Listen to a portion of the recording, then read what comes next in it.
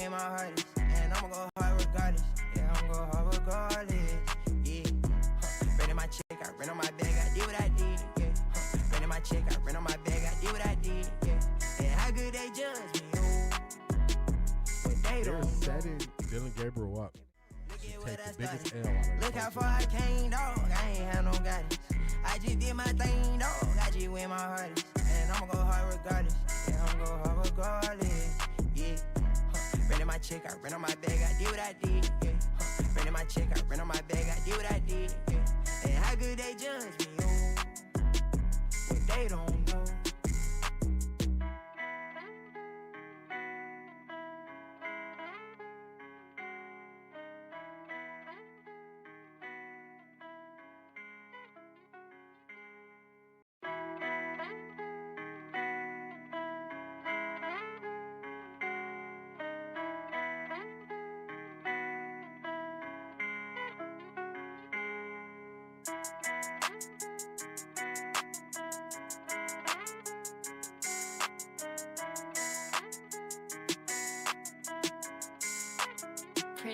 Look at what I did, look at what I started.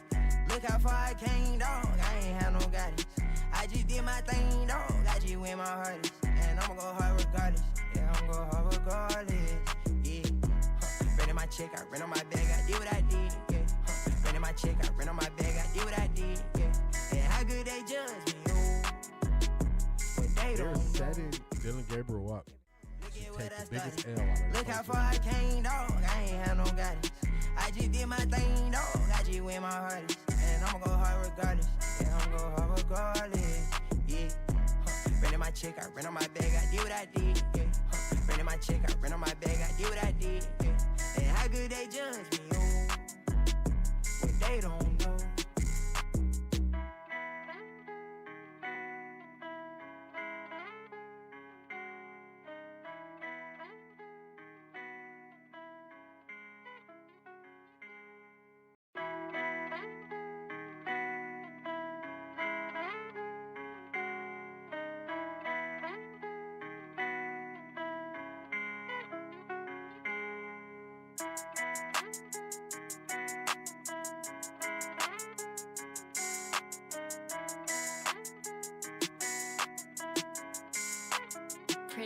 Look at what I did, look at what I started. Look how far I came, dog. I ain't had no guidance.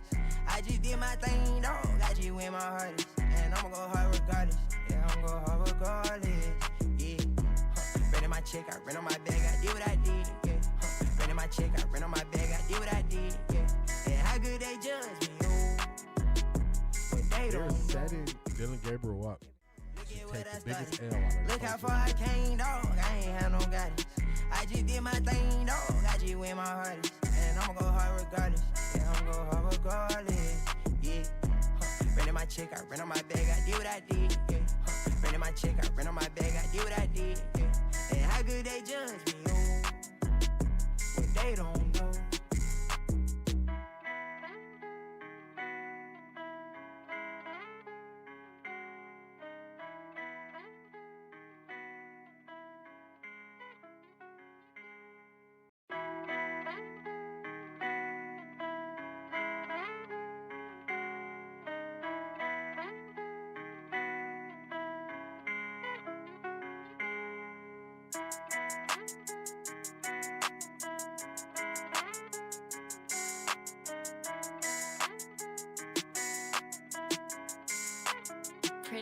Look at what I did, look at what I started. Look how far I came, dog. I ain't had no guidance. I just did my thing, dog. I just win my hardest. And I'ma go hard regardless. Yeah, I'ma go hard regardless. Yeah. Renting my check, I rent on my bag, I did what I did. Yeah. Renting my check, I rent on my bag, I did what I did. Yeah. And how good they judge me, oh. But they don't know. Setting Dylan Gabriel up. Look how far I came, dog. I ain't had no guidance. I just did my thing, dog. I just win my hardest. And I'ma go hard regardless. Yeah, I'ma go hard regardless. Yeah. Renting my check, I rent on my bag, I did what I did. Yeah. Renting my check, I rent on my bag, I did what I did. Yeah. And how good they judge me, oh. But they don't know.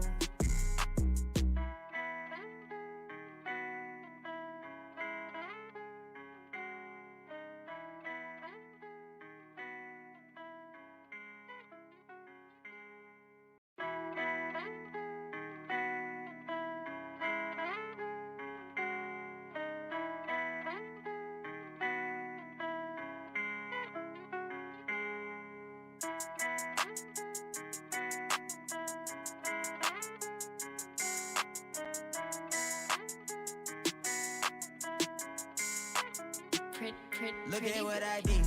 Look at what I started. Look how far I came, dog. I ain't had no guidance. I just did my thing, dog. I just went my hardest. And I'ma go hard regardless. Yeah, I'ma go hard regardless. Yeah. Ran in my check, I ran on my bag, I did what I did. Yeah. Ran in my check, I ran on my bag, I did what I did. Yeah. And how good they judge me, oh. But they They're don't know. setting Dylan Gabriel up.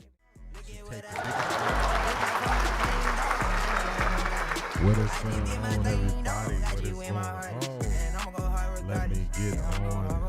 Let me get on screen. There we go. There we go. We in there. We in there. Knock out a quick sound check. Let's knock out a quick sound check. Then we're going to get this thing going. I got about a 10-second delay. So let's double check the sound. Once we confirm the sound is good, then we're going to get this thing going.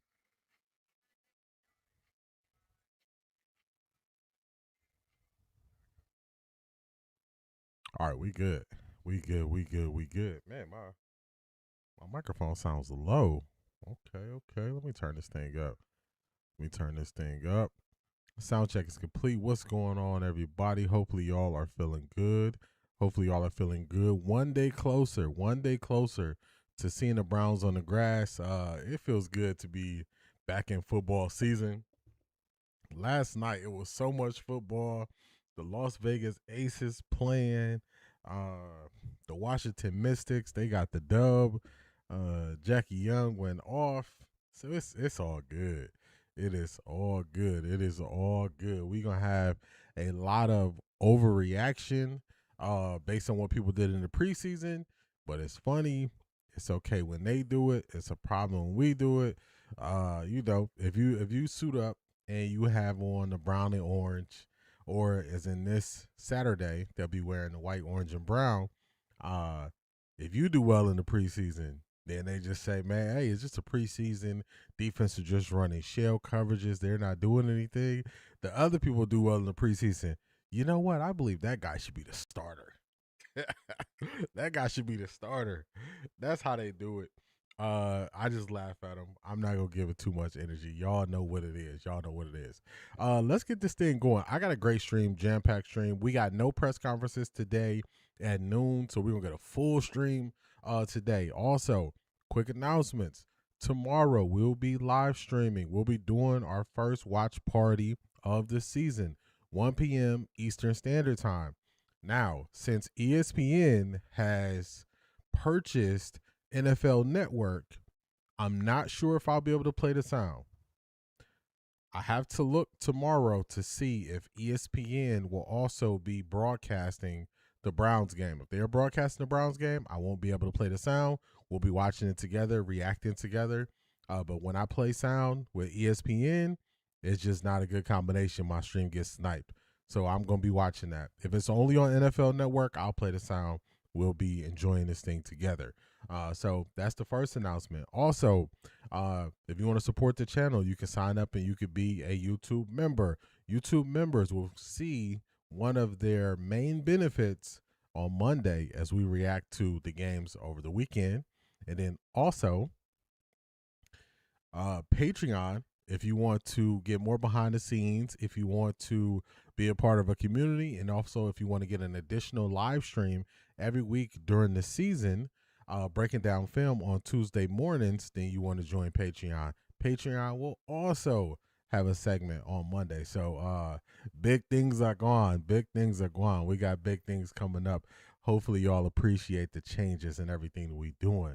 So I'm excited. Let's do this thing like only we can. Let me go to the top. Let's greet everybody in the chat. It's Friday. We still here. Let's go. Let's get it going. Let's start at the top. First one in the box, we got Jimi Hendrix. Good morning. Welcome to another day in paradise. Good morning, Jimi Hendrix. Glad to have you here early. Craig, good morning, D in the chat on this fabulous Friday. What is going on, Craig?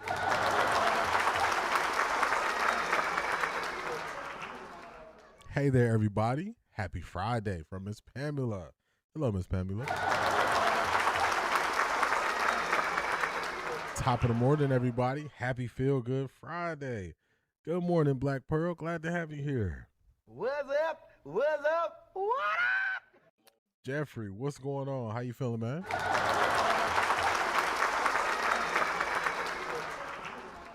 It makes sense on why Deshaun is starting the Chicago game because it's away and not home. They don't want him to get booed. If they are doing things to protect his mental state, then that definitely plays a part into that.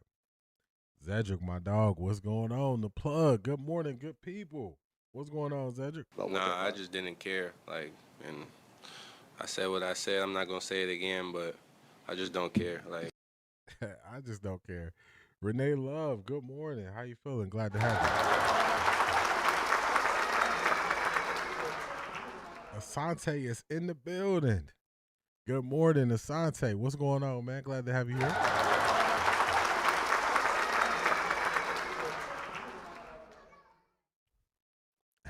Brent, what's going on? I forgot to turn the translator off, so if you wrote this in a different language, anybody in the chat is translating it to English. I forgot to turn it off when I was setting up the stream last night. Buenos dias. I'm going to say it to you. Buenos dias, Brent. Good morning, D in the chat. Today is the best day of our lives. Man, it only gets better from here. Talk to him. Let's go. Where we go? Here we go. Can I pet that dog? No, he's Can I sleeping. pet that dog? What up, though? Family checking in from Detroit. What's going on? Just saying good morning to you. What up, though? Are y'all ready for Saturday? I am ready for Saturday. I'm excited for Saturday. Also, I forgot to say this during the announcements. Saturday, we will be doing 2 streams. We will be doing a live stream watch party. I'm going to take a break. I'm going to get something to eat. I'm going to reflect on what I just saw. And then we're coming back at this thing 7 p.m. on Saturday night. We're doubling up. Saturday night is going to be probably an hour or so long. I just want to talk about the game. We're just going to talk about our raw emotions of what we saw. This also is going to carry over into the regular season, something that we're going to do, or we're going to be doing evening streams on game days minus the Pittsburgh Steelers game on Thursday. It's already a night game. We're not going to be able to do a night stream with that one. But I want to get y'all feelings after a couple hours and see how y'all feel. So we doubling up on Saturday this week. Derek Spinner. Good morning, D in chat. It's Friday. We got a game tomorrow. Hashtag New Cleveland. Perfect timing. Rest up to my quarterback. God's plan. I like it. What's going on, Derek Spinner? What's going on?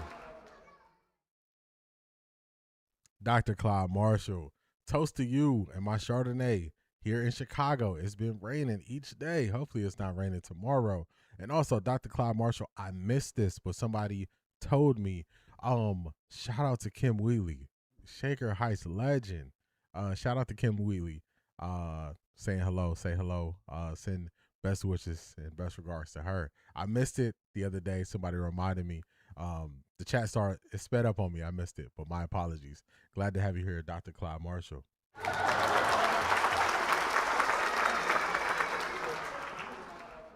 Oh, now the narrative is no QB on the Browns can't throw into a tight window like Mendoza did. Oh, my goodness. Yeah, okay. What? Bro, what are you talking about, man? Hey, we gonna laugh today, y'all. We not gonna give these weird narratives any life. We're not gonna give them legs. We gonna laugh at it. I got a funny one coming up later in Comment Creeping. Y'all gonna like it. Y'all gonna like it. Good morning, Priya. Glad to have you here. Derek Spinner, Matta came out yesterday. I'm already running through fools with the Browns. Hashtag New Cleveland. Shout out to you. I used to be a big Madden player online. I got ranked within the top 100 a bunch of different times. I don't have the same amount of time like to even turn on my Xbox. My Xbox is looking to be like, I thought we was cool. Used to be my homie. Used to be my ace. Now my Xbox over there just collecting dust, man. So shout out to you. Enjoy yourself. Hey, keep letting them know what it is with the Browns. I know the Browns got to be nasty on there. Keep letting them know what it is. Mendoza was okay, but of course people will gas it. He didn't wreck the car yesterday. Talk to him. Talk to him. Let me grab some water, y'all. He didn't. He didn't.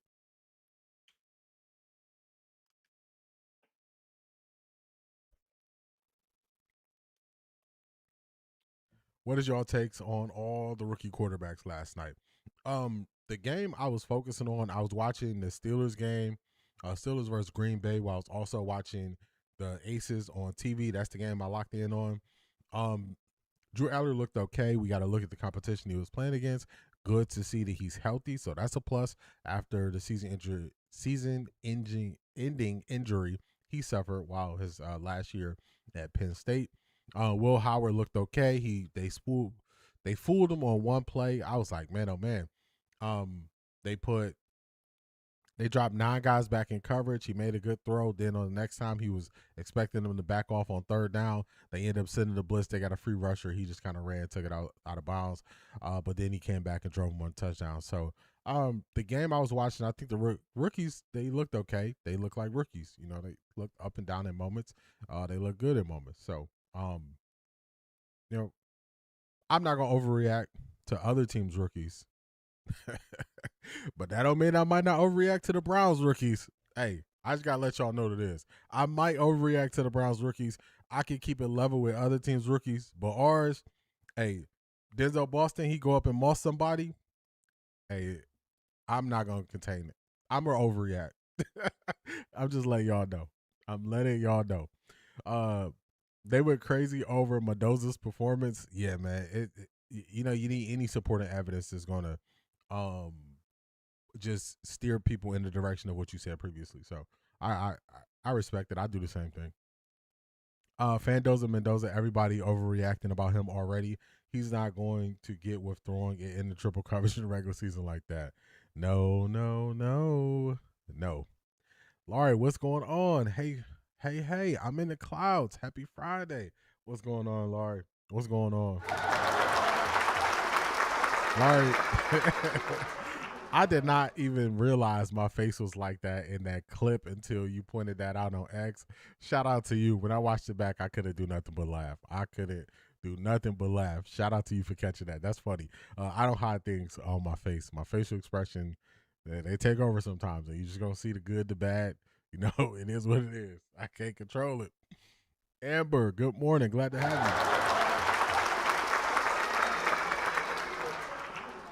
Did Mendoza play against the 2s and the 3s? Kirk Cousins came in and let a quick TD drive first. Yes, he did. Yeah, he did. Oh, where we at? Marie, what's going on? Good morning to you. Glad to have you. Good morning, everyone. Everybody stay on that side when they switched up. You switched up, stay on that side, man.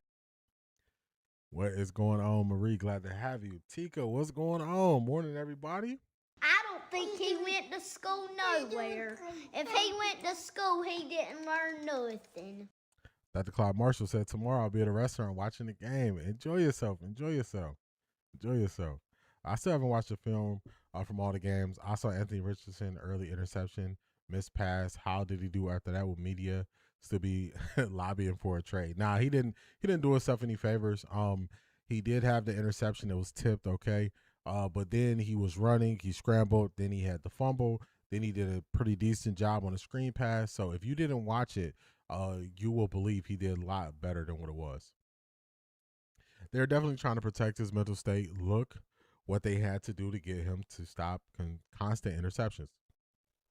Build him up an entire week. Yes, that's a fact. Remember I said, like, Deshaun Watson hasn't been in a competition before? And I was like, he has to play like he's in a competition. When he was throwing all those interceptions, I was like, I don't think he realizes it's a competition. I don't think he does. I agree they are protecting Deshaun. I agree with that. Maya, good morning. How you feeling? Glad to have you. What's going on, Maya?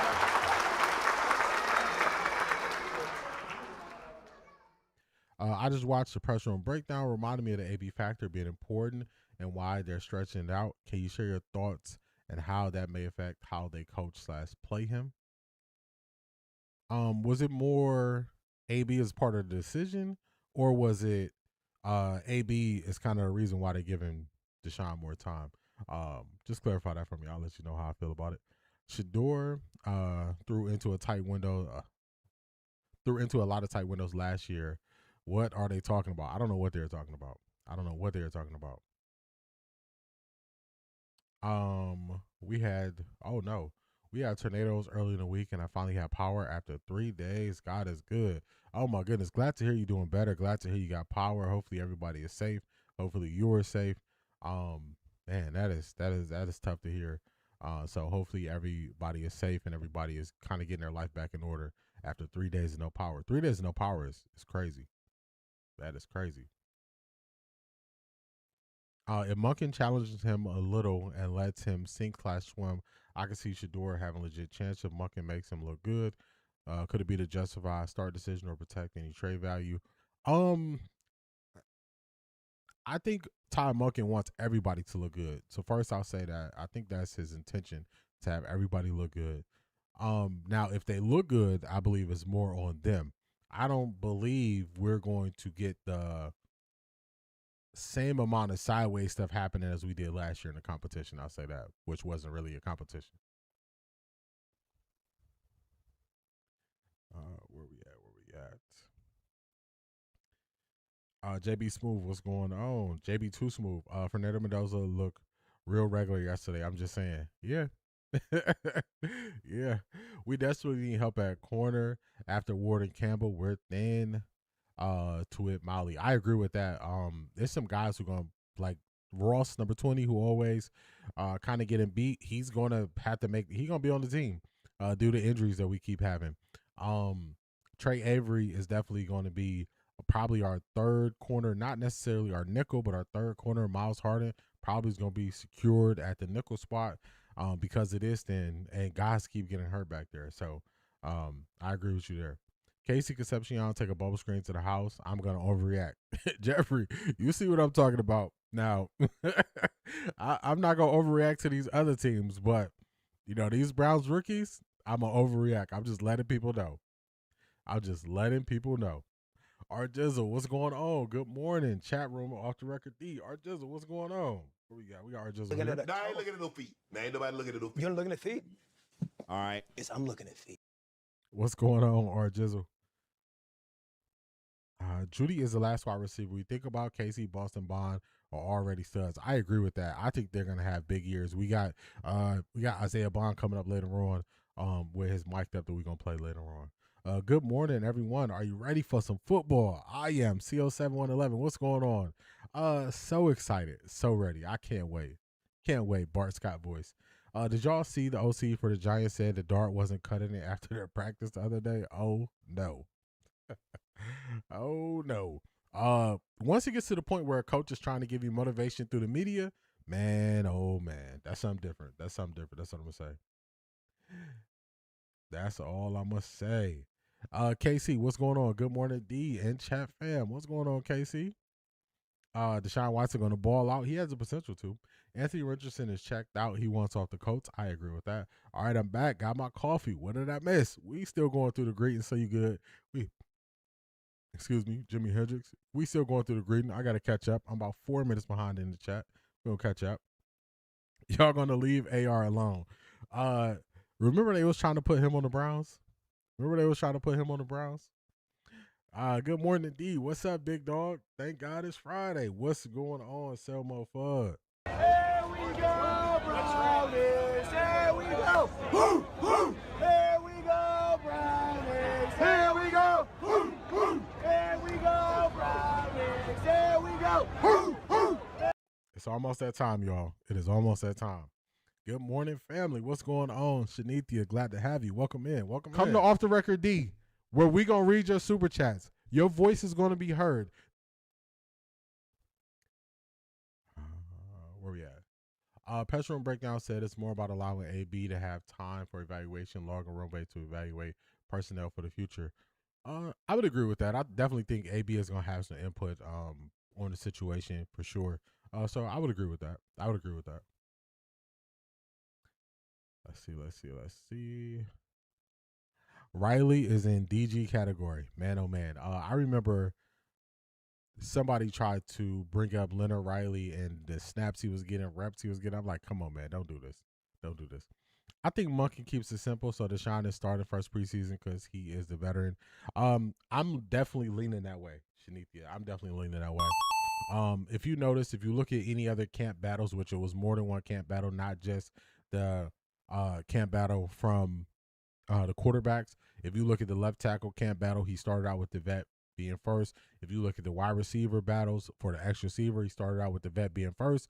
So I see it the same way. If you look at the quarterback battle, starting out with the vet being first. So I agree with you there. Daisha, what's going on? Good morning. Good morning, Off the Record fam. What's going on, Daisha? Good morning.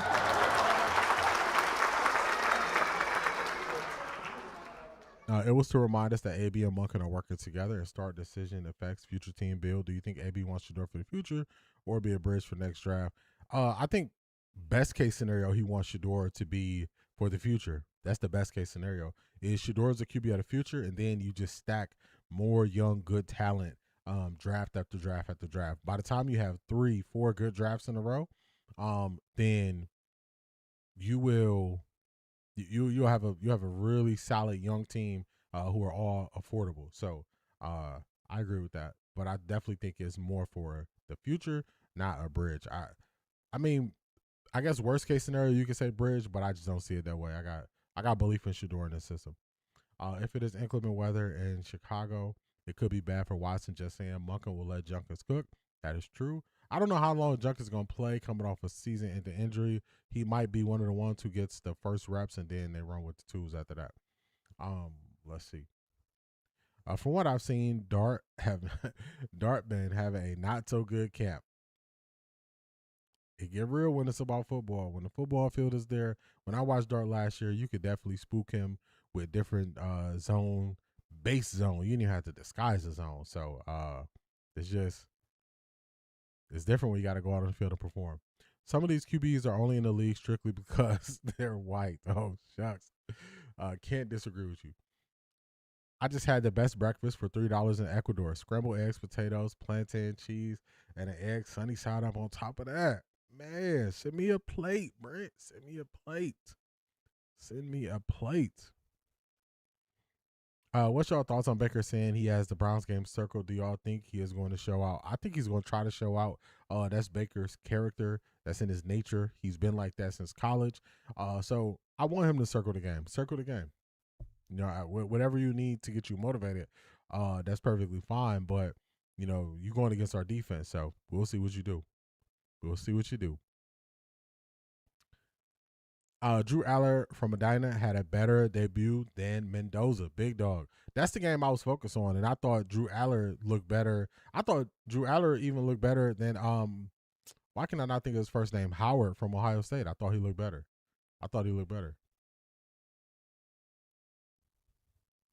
I remember last season Cleveland media propping up Riley when he had to come in for Jones. Yeah, they were tripping. Appreciate you, Brent. He said, play inbound. Appreciate you. I agree. It would be better to give Shador the whole / most of the season. He knows the value of not betting the house on one QB. Drafts are still unknown and will take 1 to 2 years to develop. Sometimes even longer. They prop up everybody but their own quarterbacks. That is a fact.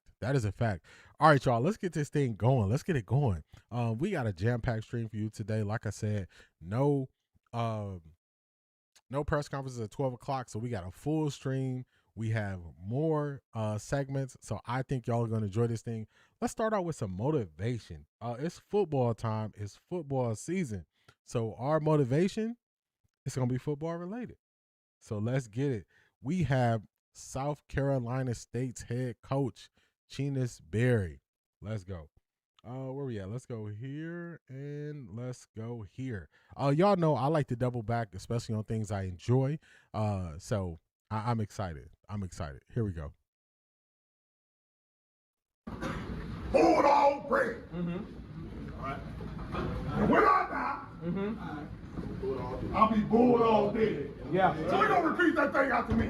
Bulldog born. Bulldog bread.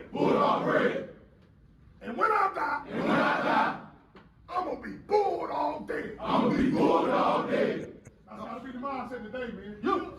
Now, see these brothers that we talking about, we look to your right and to your left. These your brothers, man. These are jokes you gonna play for today. You got to give them your best today.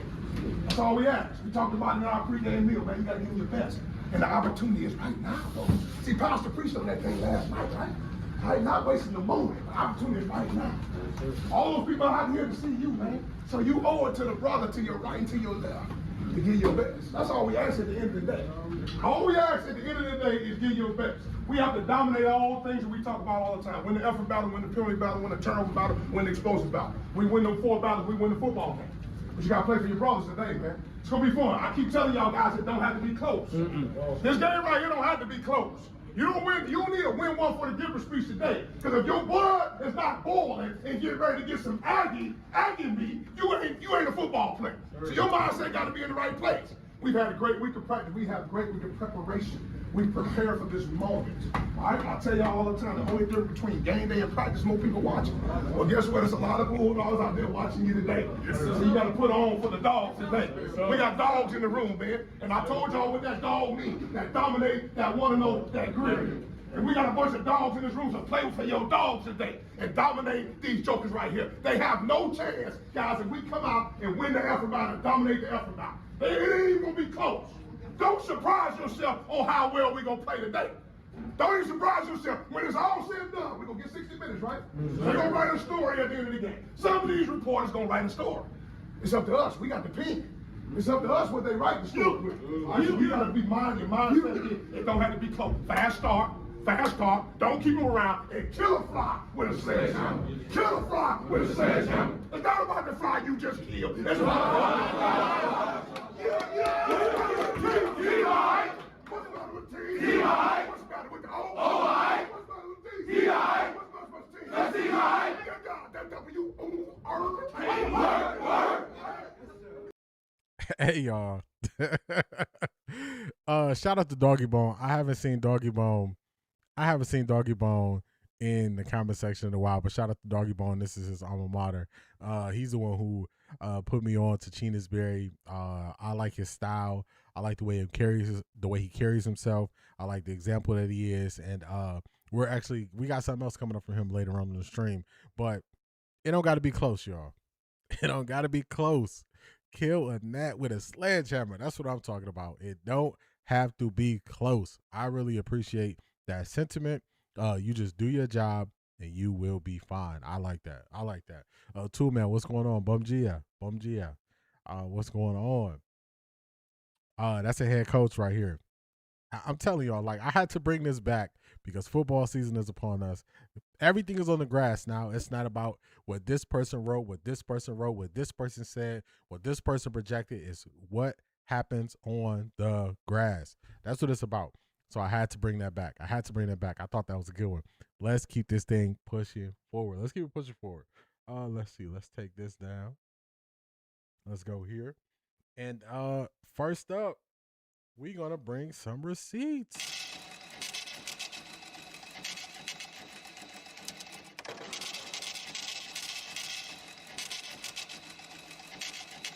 And embrace you and your family. Hold on now. Hold on. Hey, come on now. Come on, Lenny. You interrupted my segments. Come on, Lenny. All right, let's go. We got the receipts out. Our first segment here. We got the receipts. Let me get on the screen so y'all can see it. Somebody who you just mentioned, Black Pearl, Baker Mayfield. I'm playing a different clip though, but Baker Mayfield. Could they keep 7 wide receiver on the 53? I want Luke Florida to make it, but he be behind Gage. I don't know if they're gonna keep 7. I think they might keep 6. Especially because of the 6, they have so many guys who can do special teams as well. 7 is too many. When you have Tylan Wallace, who special teams, Casey special teams, Gage, who could special teams, in a pinch, Denzel Boston, special teams. So you got too many guys who can step up for special teams as a kick or a returner or even punt returner. Also Dylan Sampson. So I don't think they keep 7. I think they keep 6. Ivar, what's going on? I've noticed that with Baker, he always has to paint someone as a villain to get him going. Everything is about getting his get back. Constantly on a revenge tour seems tiring. Yeah, that's when he plays his best. when he is mad or he feels slighted or he feels overlooked or he believes he's the underdog. But I agree with the end of your assessment that it seems tiring. It does seem to get to that point where he'll have a great season, then he'll be kind of be burnt out, then he might get injured. So I definitely agree with your take. I agree with your take. Let's go. Now you can you be a part of the show, Liddy. Yeah, but on steroids. Yeah. Cleveland, like that's you said like generational families that are Browns fans. Like they talk about, I got these tickets from my great grandpa, passed them down lineage. Like they're nuts. Yeah. And it's like one of those rare fan bases that like you're born into it. And so when we were rolling in Cleveland, it was special. Like, it was fun. Bro, I remember as the whole week of practice, the playoff week, like we had like not a parade, but like every time we exit out the practice facility, like fans were like just lined up on a Wednesday. Every day. Yeah. When we got back from Pittsburgh at the airport, it's freezing cold. Fans everywhere, like we won the Super Bowl. Yeah.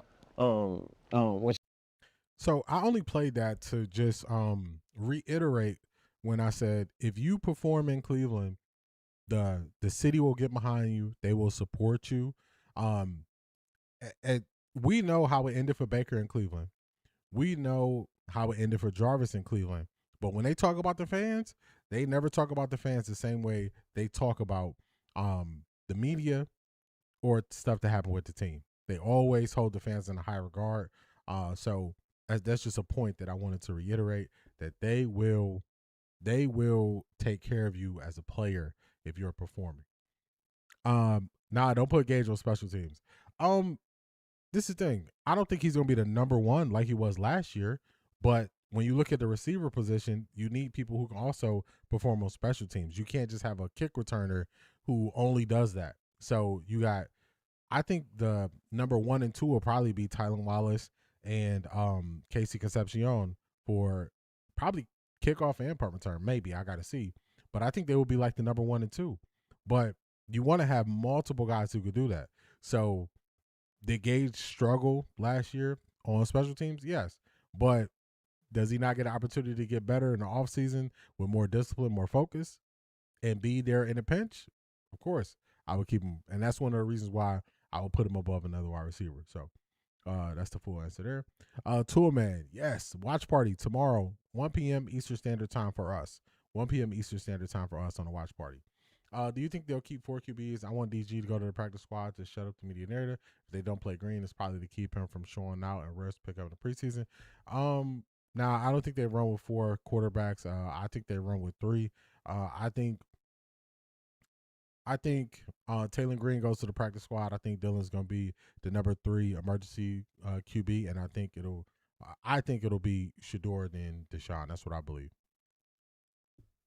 That is what I believe. All right, let's keep it pushing forward. What we got next up on the docket for receipts? We got Donovan Peoples-Jones. Shout out to Selmo Fudd. Dropped this in Patreon last night. Yeah, OTAs was really good. I had this there on the rundown, so shout out to Selmo Fudd. Great minds think alike. This is Donovan Peoples-Jones. He was a wide receiver for the Cleveland Browns. He was drafted out of Michigan. He was a bigger wide receiver. He had some good moments with the Cleveland Browns. So if you're not sure who he is going to talk about some things with the Cleveland Browns, and there's 2 points of this we're going to talk about. Does Green get any reps in training camp? Not really. He's got close to no reps. All right, let's go. Shit, training camp was pretty good. It just, again, I think the system. So just to, I kind of started this sort of in the middle of his answer, so I'll tell y'all what they're speaking on. They're speaking on the Cleveland Browns and kind of what the issue was with Kevin Stefanski and Deshaun Watson. We know how we feel about Kevin Stefanski. This is more to give you a view into Deshaun Watson and how he wants to play.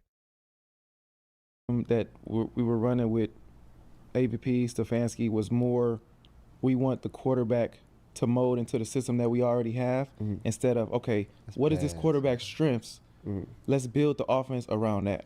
I felt like that was where the tension, kind of came, because the quarterback want to have that confidence to call the calls, run the plays he likes. Yeah, for sure. And I didn't know if we had that. So my thing is, so now it goes back was like, what was the tension, right? And what was the new identity? Yeah. And to be real, what did it go wrong at? Well, I think the tension was definitely the quarterback not feeling like he had control, not feeling like he had say. If he wanted to run a certain, play call, he had to go through a certain amount of checks. And I think when Deshaun got there, we had more plays built in for what he was doing in Houston. Yeah. That was more like, okay, we'll run a 14-yard stop route. If the safety low, go. If he back up, sit. And it was more like option type routes. And I think Deshaun wanted more like the coaches to let him do his thing instead of like telling him micromanaging what he should be doing every play. And I didn't feel like that went well with him, After Cleveland, all right, so that was explaining kind of what happened with Deshaun and Kevin Stefanski. Deshaun has said this a bunch of different times since he's been in Cleveland. He wants to be able to identify what the defense is doing and then react to it versus having like built-in things that you just go to. For instance, like the 14-yard stop route, if the safety bites down, then you could beat him over top because his momentum has him driving down the field as you're going up the field. Makes sense. He backs up. He doesn't want to give anything over top. Then you stop and you're there. So that's just how they built it in. They called it micromanaging. Unless you are a top 5, bona fide top 5 QB at the time, your system or scheme for you to maximize is going to be built out that way that Kevin Stefanski was trying to do, but then other things happen. I think that's just one example of him not having control, but unless you top 5, you're not really getting that leeway. So you're not really getting that leeway. So I would say that. But if you look at the team, to me, the Seattle Seahawks are the example of how to win a Super Bowl without having a top 5 quarterback. Sam Darnold had a bunch of turnovers in the season, in the regular season. He limited those turnovers in the playoffs, and then their defense dominated, got them ahead. They could run the ball, play action, boot off of it, and boom, it was voila. He didn't need to go make the play. So I think that's the difference. You think it's Shador QB1? It makes the most sense when he's clearly the best QB. They can keep Cadence simpler to start. This whole line needs to get in sync. 2 things there. If it was me, I would make Shador QB1. So that's why I said it that way. Then Cadence simpler to start. I don't believe the cadence is an issue for the quarterbacks. I believe it is taking time. It is taking time for everybody to get on the same page. If left tackle jumps offside, that has nothing to do with the quarterback's cadence. I believe you have to look at what the penalty is to determine if it's on the quarterback or if it's on somebody else. So I don't think they got to dumb anything down or make it simpler for Shador. I don't really see it as an issue. I think it's an overplayed word. The media slightly learned what a cadence was, and they just ran it into the ground to fit their narrative of Shador being behind, I think. Keith Hunt, Jersey in the building. What's going on? Glad to have you. Good morning to you and the wifey. Here we go. You don't understand. What's going on? They don't understand. That's right. Someone thought we was on the same page. That's because Stefanski is a fraud, in my opinion. He can mimic basic systems, but can't adapt or elevate on offense. And also, his system isn't really a system. It changed too much. He went from a zone read team or outside zone scheme to a more heavy gap scheme and a pull and pin team with how he runs the ball, and then his play action wouldn't mirror what he was doing running the ball, so it was all over the place. So he can play in structure or Stefanski overbearing. These things may not be mutually exclusive. From Deshaun's own mouth, he said he prefers his answers have been he wants to play and get a feel for the game and see what the defense is doing on his own. And then once he's comfortable with what they're doing, then he can take over. To me, that's him kind of wanting to play outside of structure. I'm not saying it's a good or a bad thing. I'm just saying that's what he prefers. That's what he prefers to do. So it's other good players who have issues with structure because they're seeing things in real time.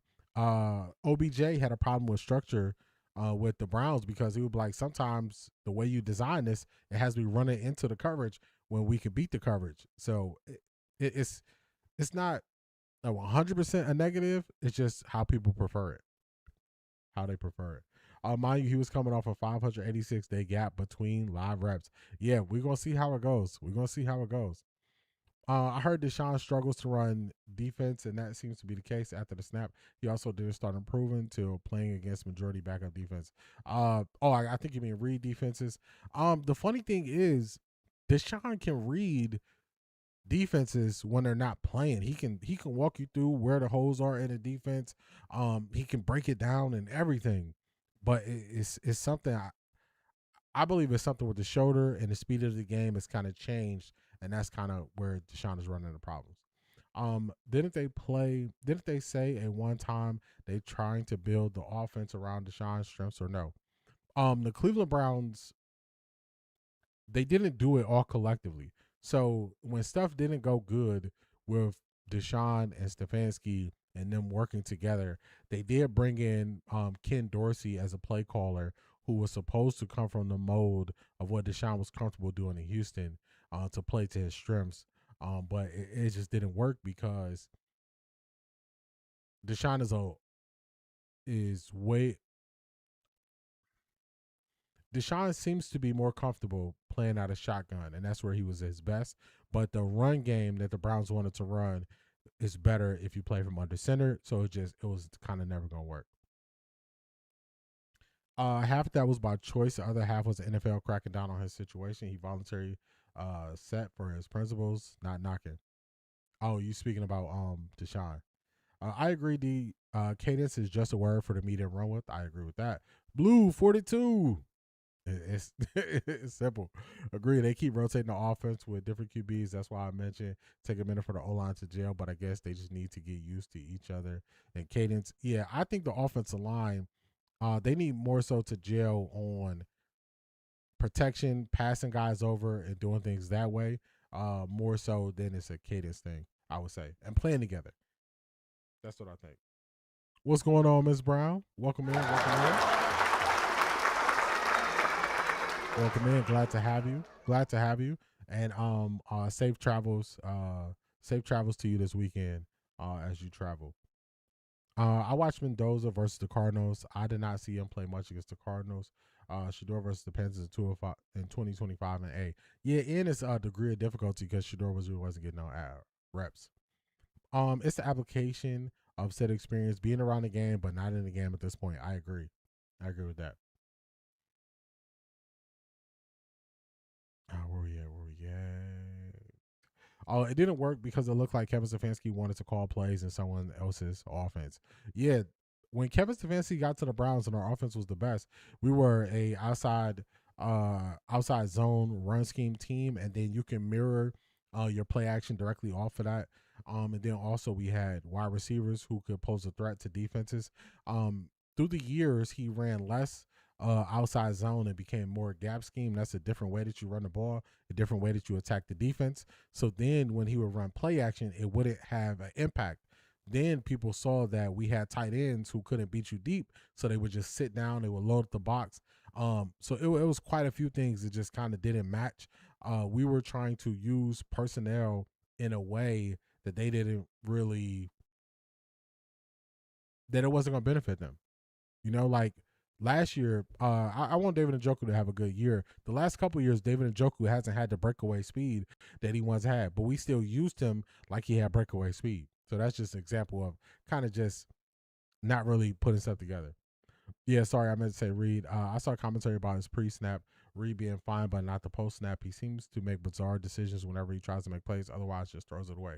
Yeah, being kind of confused. And the way that he beat defenses 6 years ago, defenses have changed how they play defense. Linebackers are smaller and faster, so it's kind of a different game almost. Kind of a different game. D sounds like Kellen Moore in Dallas. He couldn't play, but he could coach the other QBs.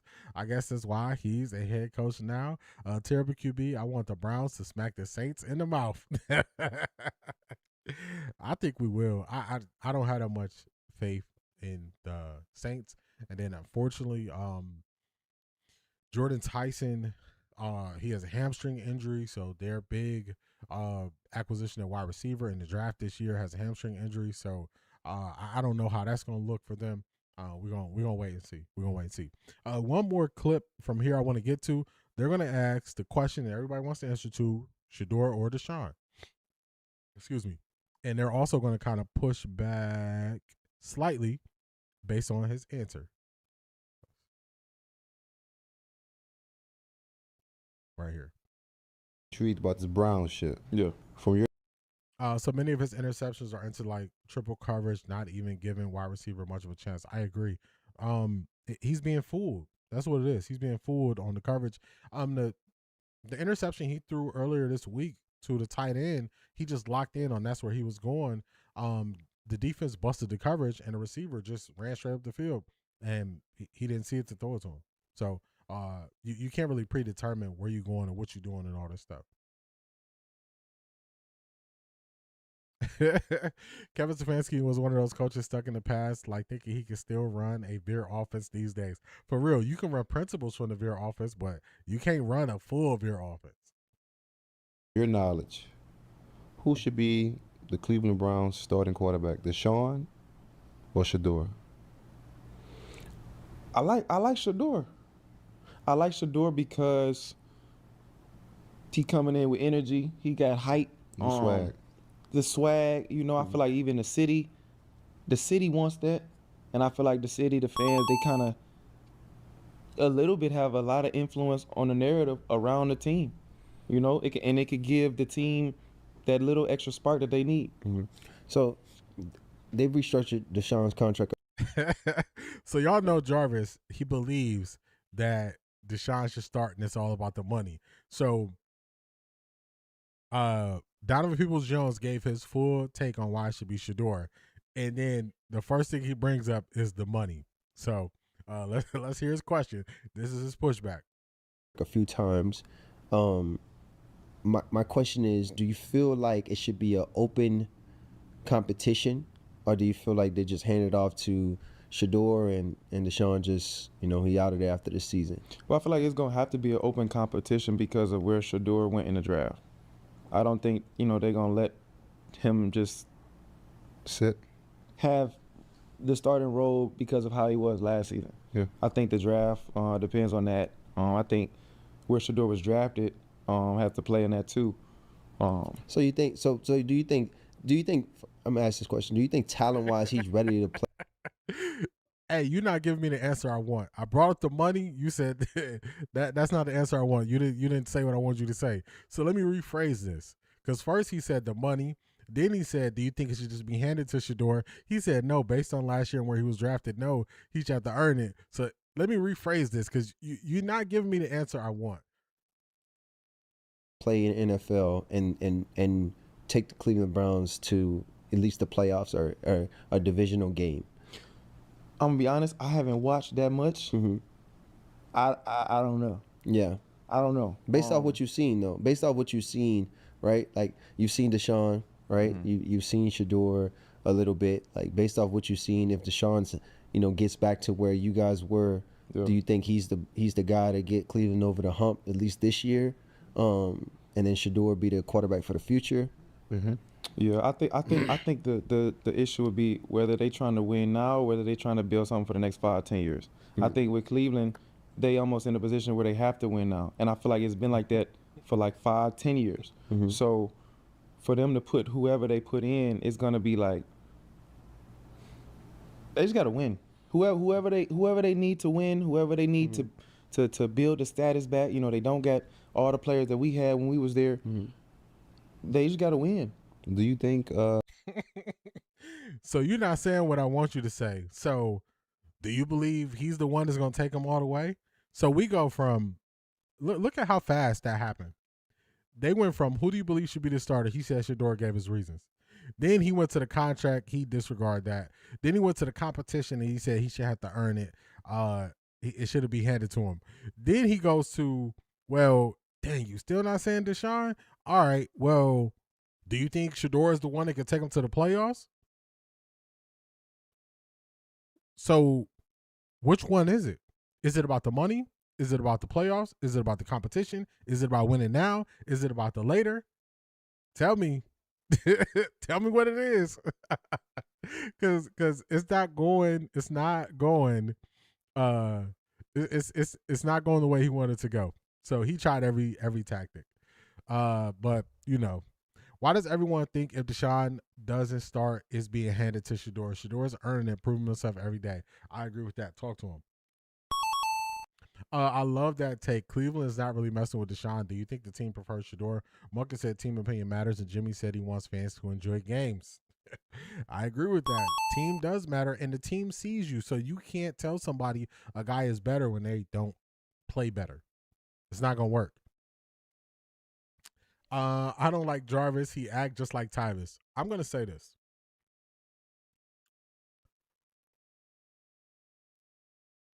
The reason why I specifically called out Tyvis by name the other day was because they made it to the NFL. They covered the team, so they already cleared 2 hurdles where people are going to believe what they say. Then if you add some sauce to it and put a narrative on it, people are going to run with it, and they're going to say, well, he made it to the NFL, so he has understanding. Why would he lie about something like this? And they're just going to take what he says as law, even though how you going to tell this man how he felt in the moment when you thought he received the news then, he received the news previously, so you just made up a whole narrative that you wanted people to believe. Same thing with Jarvis. The reason why I'm highlighting this is because people are going to say Jarvis was in the NFL. He made I think he made 1 or 2 All-Pros. He definitely made some Pro Bowls. He was a 1,000-yard receiver a bunch of times in a row. So they're going to say he got some credibility. Why would he be leaning to Deshaun if, you know, if he just calling it how we see it? Because he's not calling it how we see it. He has a dog in the fight. He has bias. And instead of just saying my bias is Deshaun because I'm cool with Deshaun, we was going to go play in Atlanta together, then people will see it for what it is, but they kind of just hide behind the other things. So y'all see what it is. It's so weird, the energy and approach. Let me see where we at. It's so weird, the energy and approach that many take in regard to the competition. I agree. Only problem is Deshaun will never get back to his old self, and he told you that. If it's given to Deshaun, that is being handed to him. He'll never get back to 2020. His record was 4-11 during his record year. I agree. It's crazy because the Browns play all the quarterbacks in Shedeur's class. It's designed for Shedeur to get his get back as long as management doesn't get in the way. He can get his get back. The team believes Shedeur has the best chance to win, right? I believe based on what they've seen over the entire camp, they probably believe like, man, we can fool Deshaun more than we can fool Shedeur. When was the last time he saw Deshaun? It had to be 2020. It had to be. Sanders earned it last year when he won more games than any other Cleveland quarterback within the last 2 years combined. Talk to him. What's going on, Ivy League Matt? Glad to have you. Miss K, what's going on? Glad to have you as well. Welcome both of y'all into the stream. Deshaun drained all the resources and basically lit money on fire. Shedeur is a supporter that puts butts in seats and basically an ATM that prints money for the franchise. Money is a bad argument. I agree. He's sounding like a mess right now, almost like he trying to beg him to change his mind. For real. For real. Trying to get him to change his mind. They changed the subject right after that because it didn't work. Shedeur should start based on him winning the last 2 division games last season. He earned it last season. I agree. D, for real, when I get mad, it was when Tyva said Shedeur looked pissed. Yeah, how are you telling him how he felt? And it's dangerous because, like I said, he gonna clear 2 hurdles. They're gonna say, well, he's in Cleveland, he made it to the NFL, so they're gonna give power to the words that he's saying. All the games against last year QBs are on the road too. Walk them down on the road. It's gonna be a fun year. Totally agree. I thought it was just me with Tyvis. Nah, I had an issue with that from the beginning. Don't tell me how I felt. Say I would feel this way in that situation. Don't put something negative out about me that you just made up in your mind. Don't do that. You were feeding the beast that you had issues with. It's crazy. Zed ain't it though. Weird. What's hilarious is the vast majority of Shedeur haters and doubters have obvious agendas they cannot be taken seriously. I agree with that. All right, let's keep it pushing. What we got next? We got a funny one, y'all. We got a funny one. So, comment creeping. We got comment creeping next. I was almost in tears laughing at this last night, y'all. So this is a good one. Hopefully y'all enjoy it as well. Where we at? Here we go. Hey, y'all, come look at this.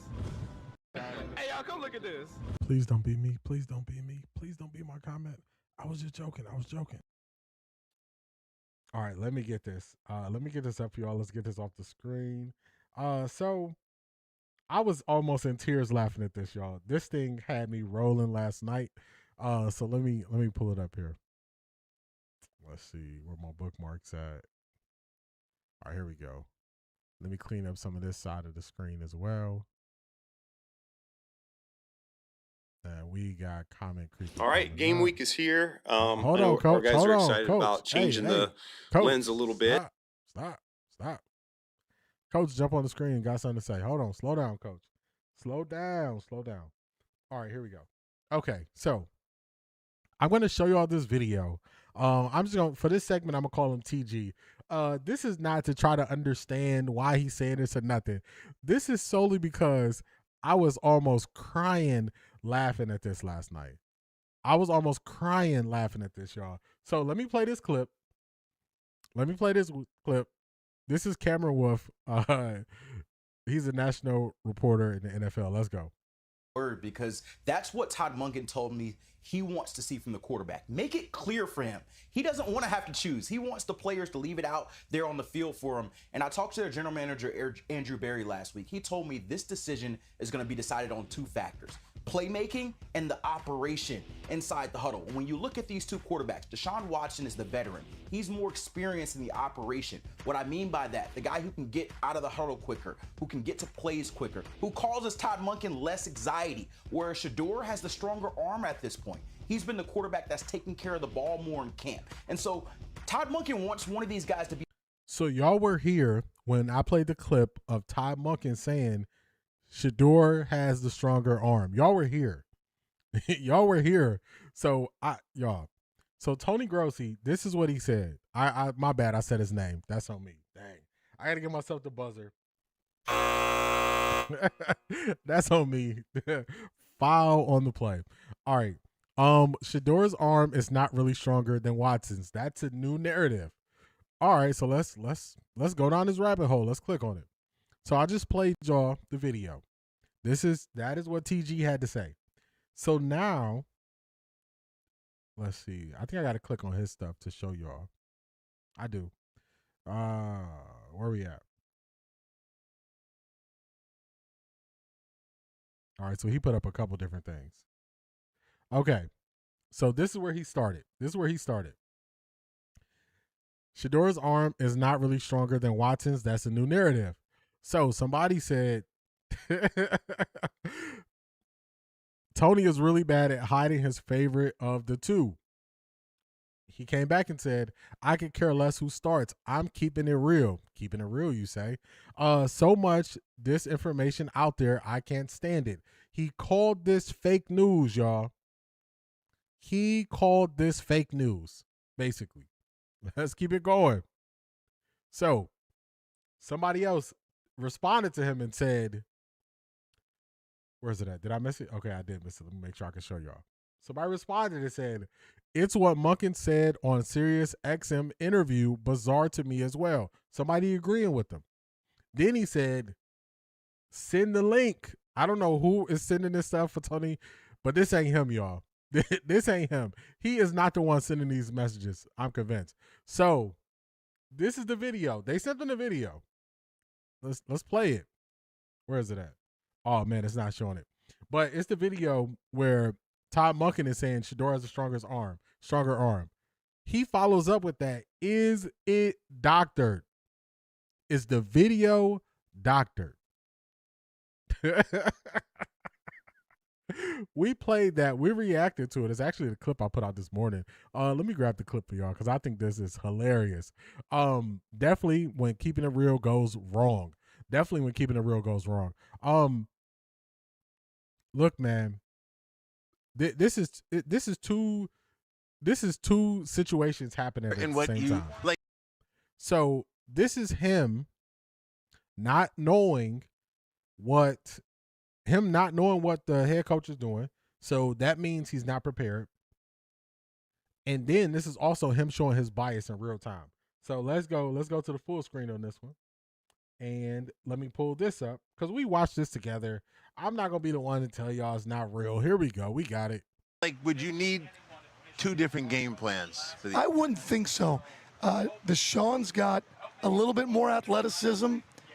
Shedeur's got a little stronger arm, I would say. Did y'all hear this? I seen people online talking about how the ball looks when Shedeur floats it, when he puts air up under it. They're saying, oh, it's not always a spiral. Well, the touchdown pass he threw to KC Concepcion was a spiral. They just don't want to see it. But did y'all just hear what Coach said? Let's rewind this back. Deshaun's got a little bit more athleticism. Shedeur's got a little stronger arm, I would say. But what I would say was... it's not doctor. This is real. This happened. This shows you his bias is seeping through his pores, y'all. It's seeping through his pores. He can't even control it no more. He refused to believe that head coach Todd Monken said that. It is seeping through his pores. So when people say he is biased, when people say he is not giving somebody a fair shot, this is evidence. This is evidence. Y'all know I would not really show this. I wouldn't try to debunk it or anything, but I just saw him stepping in it further. This is when, like, you know, you're out walking, you think you done stepped on a piece of gum, and you like, dang, is that gum? And you don't really want to move your foot because you know it's there. This is him effectively mashing it down more, spreading it out more over the bottom of his shoe, getting it stuck even worse. Instead of stopping and saying, could this be true? Is this true? Let me check if it's true. He went as far as to say it was Dr. Jaw. When I tell you, this distracted me last night. I'm up here trying to do work. I'm trying to put my stream together. I'm thinking about my thumbnail. I'm thinking about my stuff for the weekend and how we going to, we finally got football back. When I tell you, I was laughing at this for so long because I'm like, this is going to live on the internet, that he did not believe what the coach actually said of a team that he has been covering for the last, 30, 40 years. If people call him uninformed, this is why. If people say he has bias, this is why. If people say he's unprepared, this is why. That's all they got to do is look and you'll see it. That's all you have to do. So I was crying. I thought this was hilarious comment creeping. I wanted to share that with y'all. Hey, TG, talk to him. Stop it. Get some help. He got to get some help. He has to get some help, y'all. When I say I was in tears laughing at that. It was hilarious to me. Hilarious. Let's see. Said the QB tracker was gospel. Then everyone had to discredit it when Deshaun was bombing. We all know Chops tracks it. The doctors and numbers to downplay Shedeur. Everything gets exposed once you shine a light on it. That money looked real till they put it up to the light. That money looked real till they put it up to the light. Hey, you think you balling with them Blueface hundreds? Hey, once they put that thing to the light, you out there trying to spend some Ursher bucks? You out here looking funny in the light. TG, you looking funny in the light. Shedeur got him losing his mind. Facts. He was at the press conference when Monken said it. Wow, just not paying attention. No, that's him. He been crashing out regularly. Yeah, he is tripping. Needs to go sit down somewhere for real. He'd rather it be AI than accept reality. Facts. It's crazy because they echo their own baseless narratives but won't believe the actual coach. Now he's saying they're afraid to start to shine because of Shador's popularity. Come on now. Played a part when he said how good Shador is doing with everything, including pre-snap and the huddle. I don't think I have it on the clip. Let me see if I can find. Was it in the Sirius XM? Was it in Sirius XM or was that when it was on his radio show, Black Pearl? Let me know which one, and then I'll look for it. I think that was from his radio show, if I'm not mistaken. Let me see if I still have it. Okay, I took it down. We don't like somebody, you hear what you want to hear. That's a fact. I find it hilarious that even for the microphones, Shador's changing their culture and they don't even see it. TG and MK using culture words in their posts is crazy. Let them cook, for real. Hey, hey, that chat GBT is active over there. That chat GBT is active. They just like this, y'all. They like this. Let me show you. Let me go to my chat GBT. Hey, I have this post I want to respond to, but I want to sound hip. I want to sound cool. I want to sound in the know. Give me some words I can use to push back on something that I don't believe is true. We doing this live, y'all. We doing this live. Let's see what my chat GBT gonna say. All right, let's see.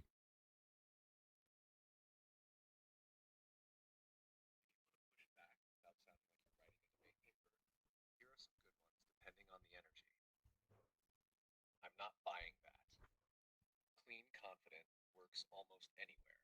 That's cap. Straight up. That's not true. I'm calling cap on that. A little more conversational. Yeah, I'm not rolling with that. Disagreement without saying they're lying. That narrative ain't moving me. Good for sports force media takes. We gotta stop running with this. When something keeps getting repeated as fact. That's a reach. When their conclusion goes beyond the evidence. I need receipts on that one. Prove it. The math ain't mathing. Something about the argument doesn't add up. Nah, we're not doing that. That's what they did, y'all. They went right to their chat GBT and said, make me sound hip. I need to push back. I need to sound cool. Let me sound in the know. What are the millennials saying? I gotta say what the millennials are saying. Hey, straight from chat GBT. Straight from chat GBT. So when I'm telling y'all this is how they get the info, y'all just seen it. We did it here live, y'all. We did it live. Ain't nobody else doing it like that, y'all. Ain't nobody else doing it like that. They doing it live. We did it live. That's where they getting it from. Let them cook. Let them cook. That's cap. Come on, man. Come on, man. Shout out to the plug. You've got mail. Shout out to you. All right, here we go. Thank you. Thank you. All right, Black Pearl, the plug sent it to me. I'm going to play that now. Let me get this back up. All right, here we go. Let me start this over. I think all the quarterbacks have done a great job, starting with Talon. Doesn't get a ton of reps, super smart. Thing's got a bright future. Dylan has handled it great. Really takes everything we ask of him to do from the meeting room to the field. And then you talk about Shador, who from the moment I got here till now, in terms of his drops, in terms of working through his progressions, in terms of checking the ball down, eliminating sacks, protecting the football.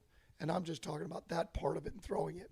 And then in the huddle, the command of the huddle, in and out of it, eliminating anxiety at the line of scrimmage for himself, really has improved. And I'm excited to see him play. And they're all going to play in the preseason game. It's just a matter who starts. Yep. And then Sean's obviously played a lot of football, been in a number of systems. So early on, he was certainly going to be ahead. And that was to be expected. And I think people failed to realize that he hasn't played a lot of football the last few years. Right. And so he is certainly capable of improving, right, in a lot of aspects of his game. Shout out to the plug. There we go. This is how Shadour's improved. So this is straight from the coach. Maybe he didn't hear this either. Maybe he's going to say, that's cap. Maybe that's what he's going to say. Maybe that's what he's going to say. Tony stepped in some dog poo. For real, he did. For real. Hey, you got to wash that off with a water hose when you get back to the house. Deshaun Fenster narrative right now, anybody but Shador narrative. 6 months ago, the Cleveland microphones wanted to run Deshaun out of town. They need to cut it off. That's a fact. That's a fact. Is it possible if 2 wins the job and plays well, we can get a new group of reporters to cover the team? Is the old guard is trash? I think we already have that with independent media. I think that somebody like ESPN will probably put a national reporter on the Cleveland Browns, which will kind of change it. But I think the wave is going to be independent media. I think it's going to be independent media. It's going to be the wave moving forward. TG better not be in the Whataburger parking lot at 2 a.m. playing my AP. He trying to soak up the game, soak up all the culture he can find. All the culture he can find. I really hope that happens, or at least give credence to the independent media that has been right about Shador. Media keeps being wrong. Wish everybody could ignore them. I agree with that. ChatGPT, what the hell? I didn't know you could do that. I got to get one of those ChatGPTs. Does Amazon sell it? It's right on your phone. It's an app. It's right on your phone. You just download it. It's an app. This is what they're using. That is what they're using. Let me see. Let's go. Let's go here. Oh my God! Wow!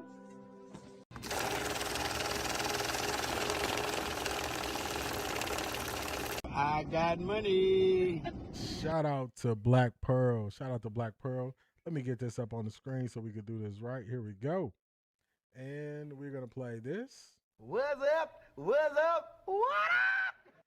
And Black Pearl, you know what? Just after seeing what TG just did, we got to play this for him. Cole, you stupid.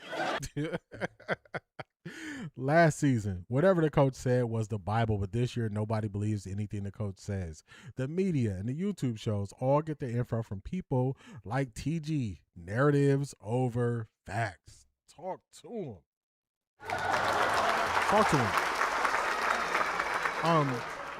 When the further you get away from understanding, that's the stuff you got to lean on. It's almost as if they are trying to fill in the dots. Y'all gonna see this later when we get to access denied. They're trying to fill in, not the dots, but fill in the blank space with things that lead them to where they want to be at the end of the road. So they want to be, Shador doesn't have a stronger arm. So if I fill in, say, AI doctor, he didn't say that, it's not real, then I can disregard that the actual head coach said it. That's the attempt, and that's the approach. Shout out to Black Pearl. Thank you for all your support. I appreciate you.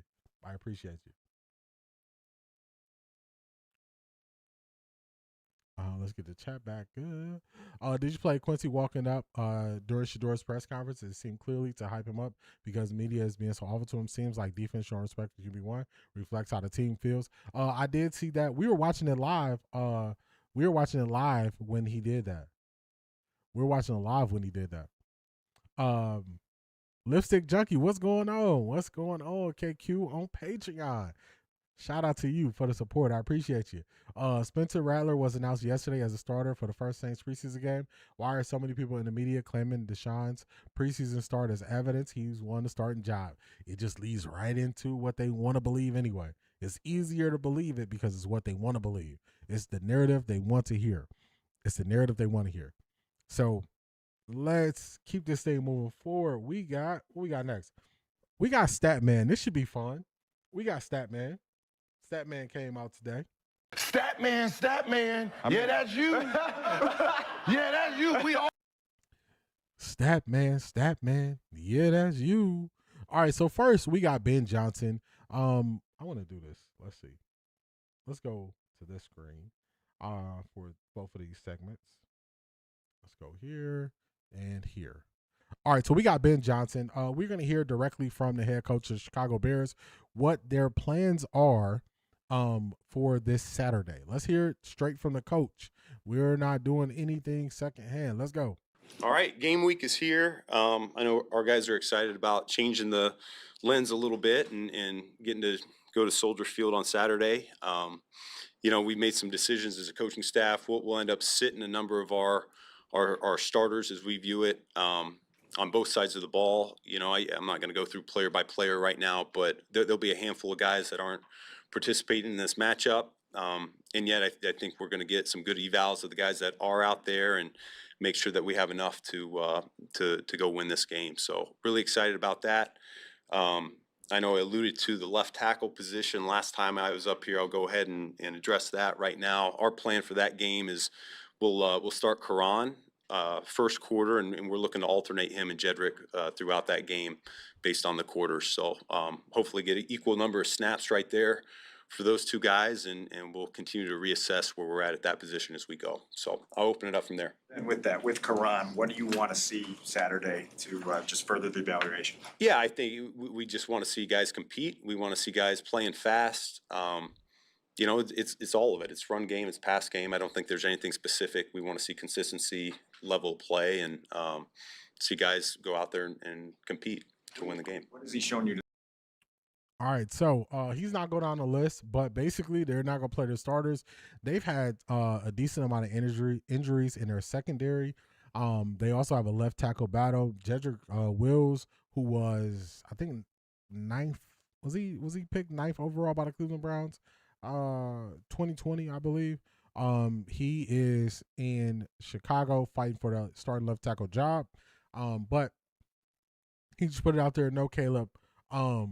Craig brought this up the other day, and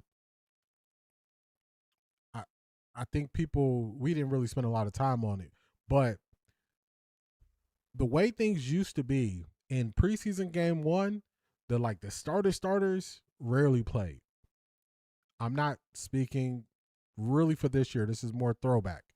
They rarely played in week one.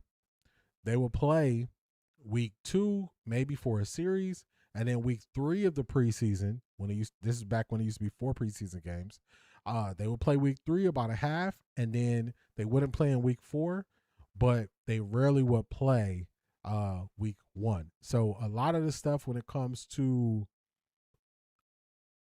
is it more value or this or that based on Deshaun starting week 1, I just look at it like Coach Monken has given the vets the first shot at it to win the job and let them play their way into the job or play their way out of the job. Look at Spencer Fano. Look at taking over for DeJuan Jones. Look at Denzel Boston taking over for Jerry Jeudy. He'll let you play your way out of it because then the locker room knows you won that job. The locker room knows for a fact you won that job. You won it. Nobody gave it to you. You won that job. So I believe that's what's happening in the quarterback room. So is the Bills' defense tougher than the Bears' defense? I don't know because the Bills got rid of Sean McDermott. Sean McDermott did a lot of disguise with what he used to do. So just in the preseason, it's very hard to determine which defense is going to be better. Just because I'm not really sure what the Bills' defense is going to be, because I don't know if it's going to be the same as it was last year. The Bills were a bend don't break defense last year. They didn't send a bunch of blitzes.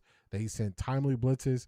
The Bears' defense was number 1 in interceptions, so it's kind of hard to compare them. Like based on the preseason, it's kind of hard to compare them because Chicago kept a decent amount of their structure in place.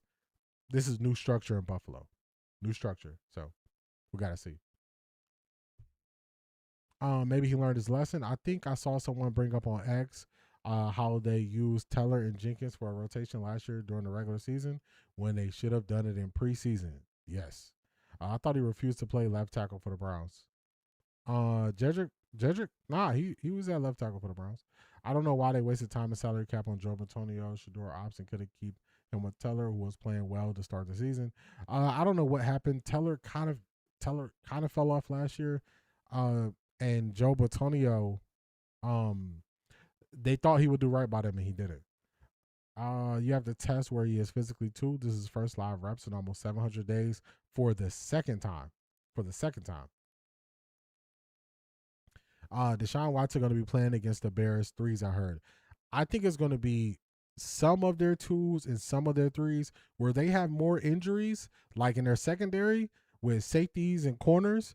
I don't think they're really going to put they're not going to risk it with their secondary. Also, wide receiver. They got some injuries at wide receiver. I don't think they're going to risk it at wide receiver. Like, this is not the time where you got a thin position group to put him out there in the first game of the preseason. It's not the time. It's not the time. Not the time.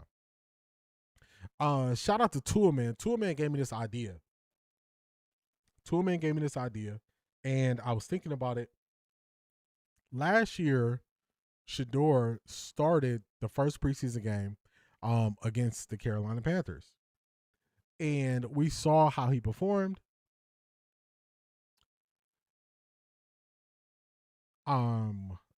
So when Toolman sent me this idea, I said, man, this would be fun. This is something we could do for Statman. We can do an over-under on how the Browns will perform their first preseason game this year, just with a few stat categories compared to last year. I was reading the message, and I was trying to get my thought across. So, a little delay there. I guess Shador gets the third quarter, so hopefully he can show him up. I think he'll have a better chance to show more in the joint practice and in his actual start. Aren't the safeties and corners the ones that get them the interceptions? Yes, they are. But I believe that's a style of play that they play. So, no, we just got to see. Regardless, Watson will be exposed sooner or later. Yeah, I'm not worried about nothing. I ain't worried about nothing. I'm not worried because Shador played great against the Bills. I think he's gonna be fine. Hey y'all, I was in a meeting, and D, you were right. They started Deshaun Watson for the Bears. What's going on, Tessa? That's kind of what I was feeling. I was hoping that, and it came true. Well.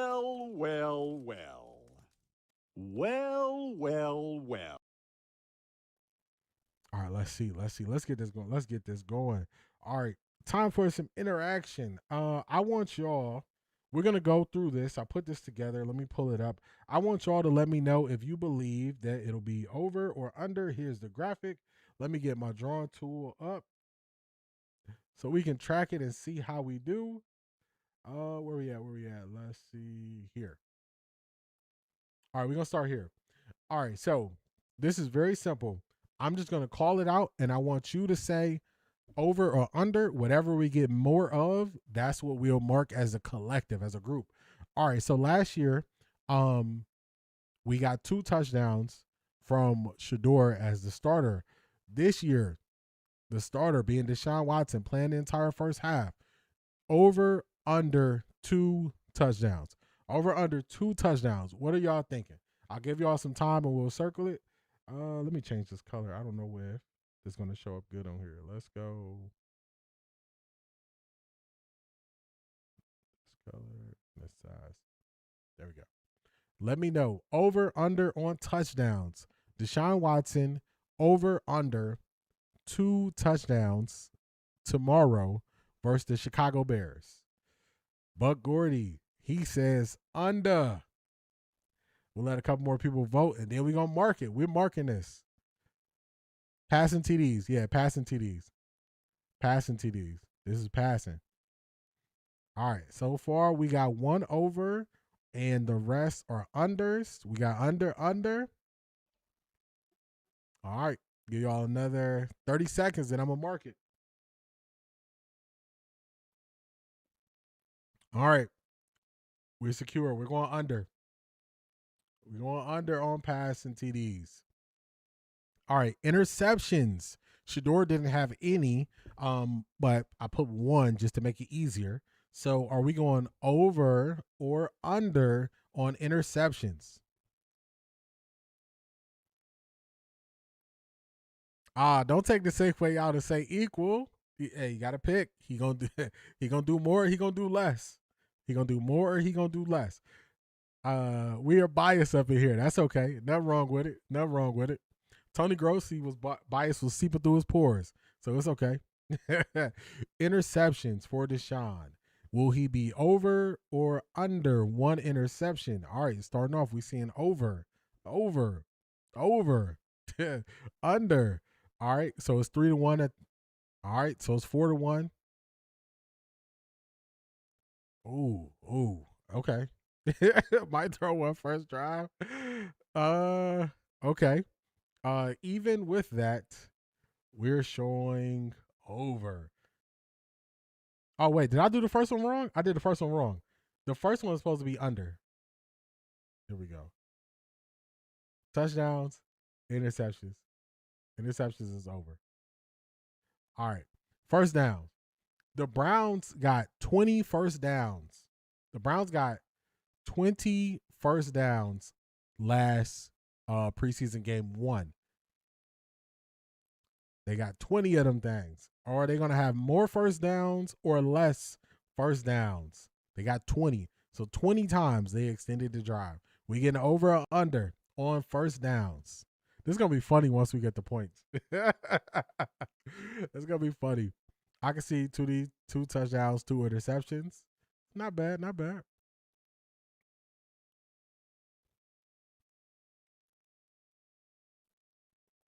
Uh-oh. All right. Uh-oh. So far it's looking like, ooh, first downs. This one is, oh my goodness. This is the most even. Okay, let me. What you know about that? What you know about that Etch a Sketch? What you know about that? What you know? What you know about that? What you know about that? Hey, you see me? You see me? All right. So we looking under. We looking under again. All right. All right. Oh, I'm way out the lines, y'all.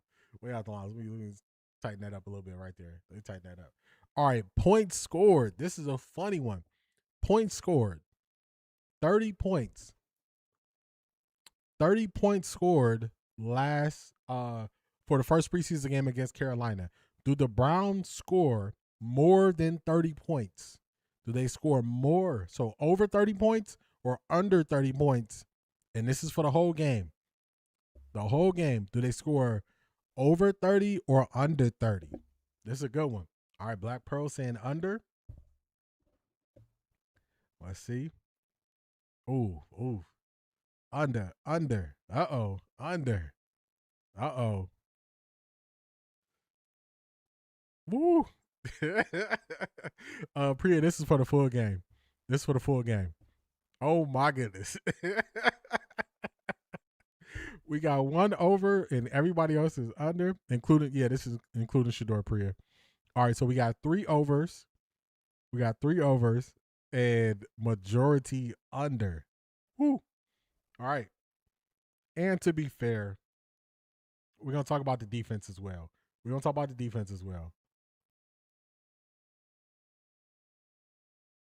All right. Marvin Woodbury, what's going on? Texarkana in the building. What's going on? Marvin Woodbury? The last one. The Cleveland Browns defense only allowed 10 points versus the Carolina Panthers. Will the Cleveland Browns defense allow more, being over than 10 points, or under 10 points versus the Chicago Bears? Over or under on points allowed. How many points will the defense give up? Or I guess you could say defense, special teams, and on any turnovers. All right. We're only playing backups. The Browns are going to play starters for the first drive. After that, they're going to be backups. They're going to go to the 2s and the 3s. All right. Points allowed. Ooh. All right. Man, this is funny.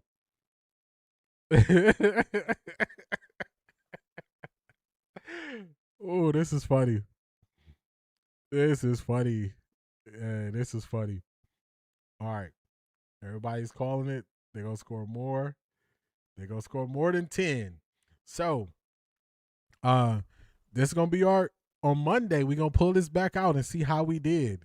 And we're going to do this every week, at least for the preseason. We're going to see how we do. All right. So, for the over-under with Statman, this is what we got.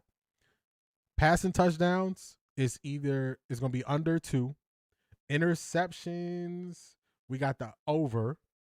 So, more than 1 interception. First downs, we got under 20. Points scored, we got under 30. Points allowed, we got over 10. So basically, we are flipping what happened last year. That's how we're calling it as a group. We in this thing together, y'all. We call it as a group. What you got the final score being, D?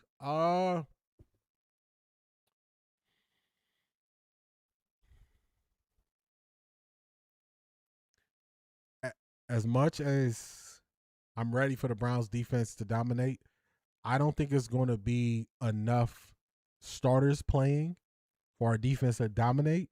So I'm guessing the Bears going to put up at least 17 and maybe 24.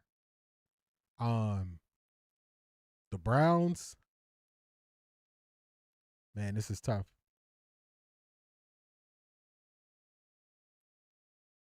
My Cleveland Browns bias is showing. I'm going to say 24-17. I'm going to say 24 Cleveland, 17 Chicago. That's what I'm going to say. I'm going to say 24-17. That's what I'm going to say. My bias is showing. I'm letting it be known. Shout out to Selmo Fun. That's a really good question, Selmo Fun. Let me write down what I called my scores. Let me see. So we're going to have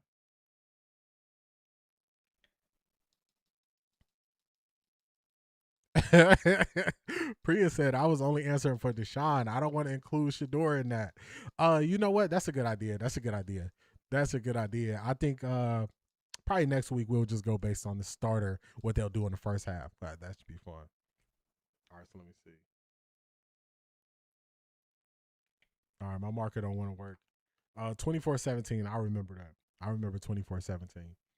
All right, so I thought this was just a fun, interactive thing to do. Just us looking at Chicago 200, Cleveland 3.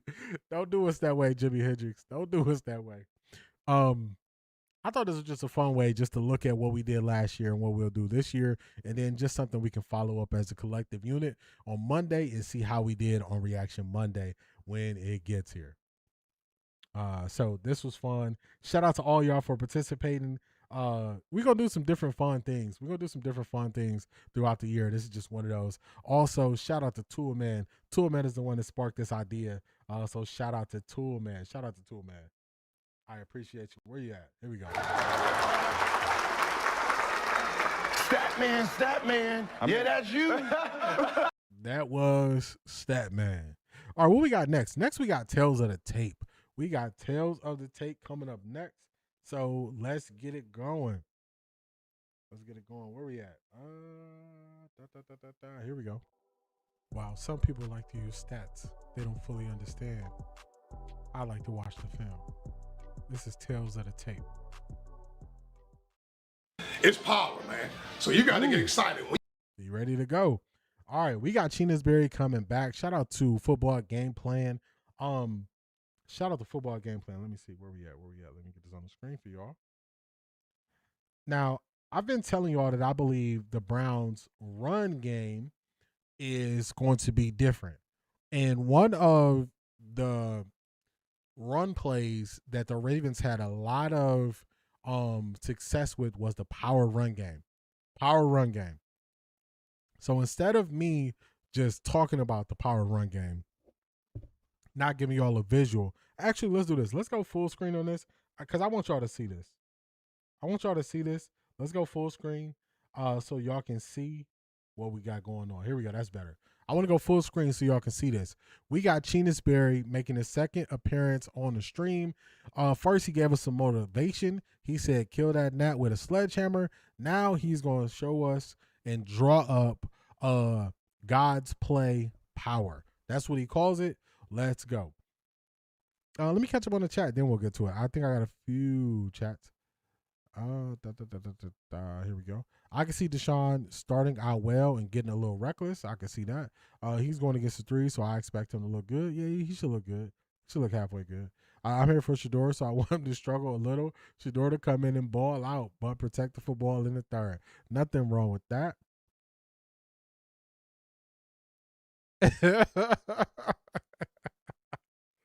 That is a good one. That's a good one. That is a good one, Shanithia. That's a good one. I'm actually going to take that. I'm going to steal that. I'm going to add a poll for that one. Let me see. Let's see. That's a good one. That's a good one. Let me get this typed up.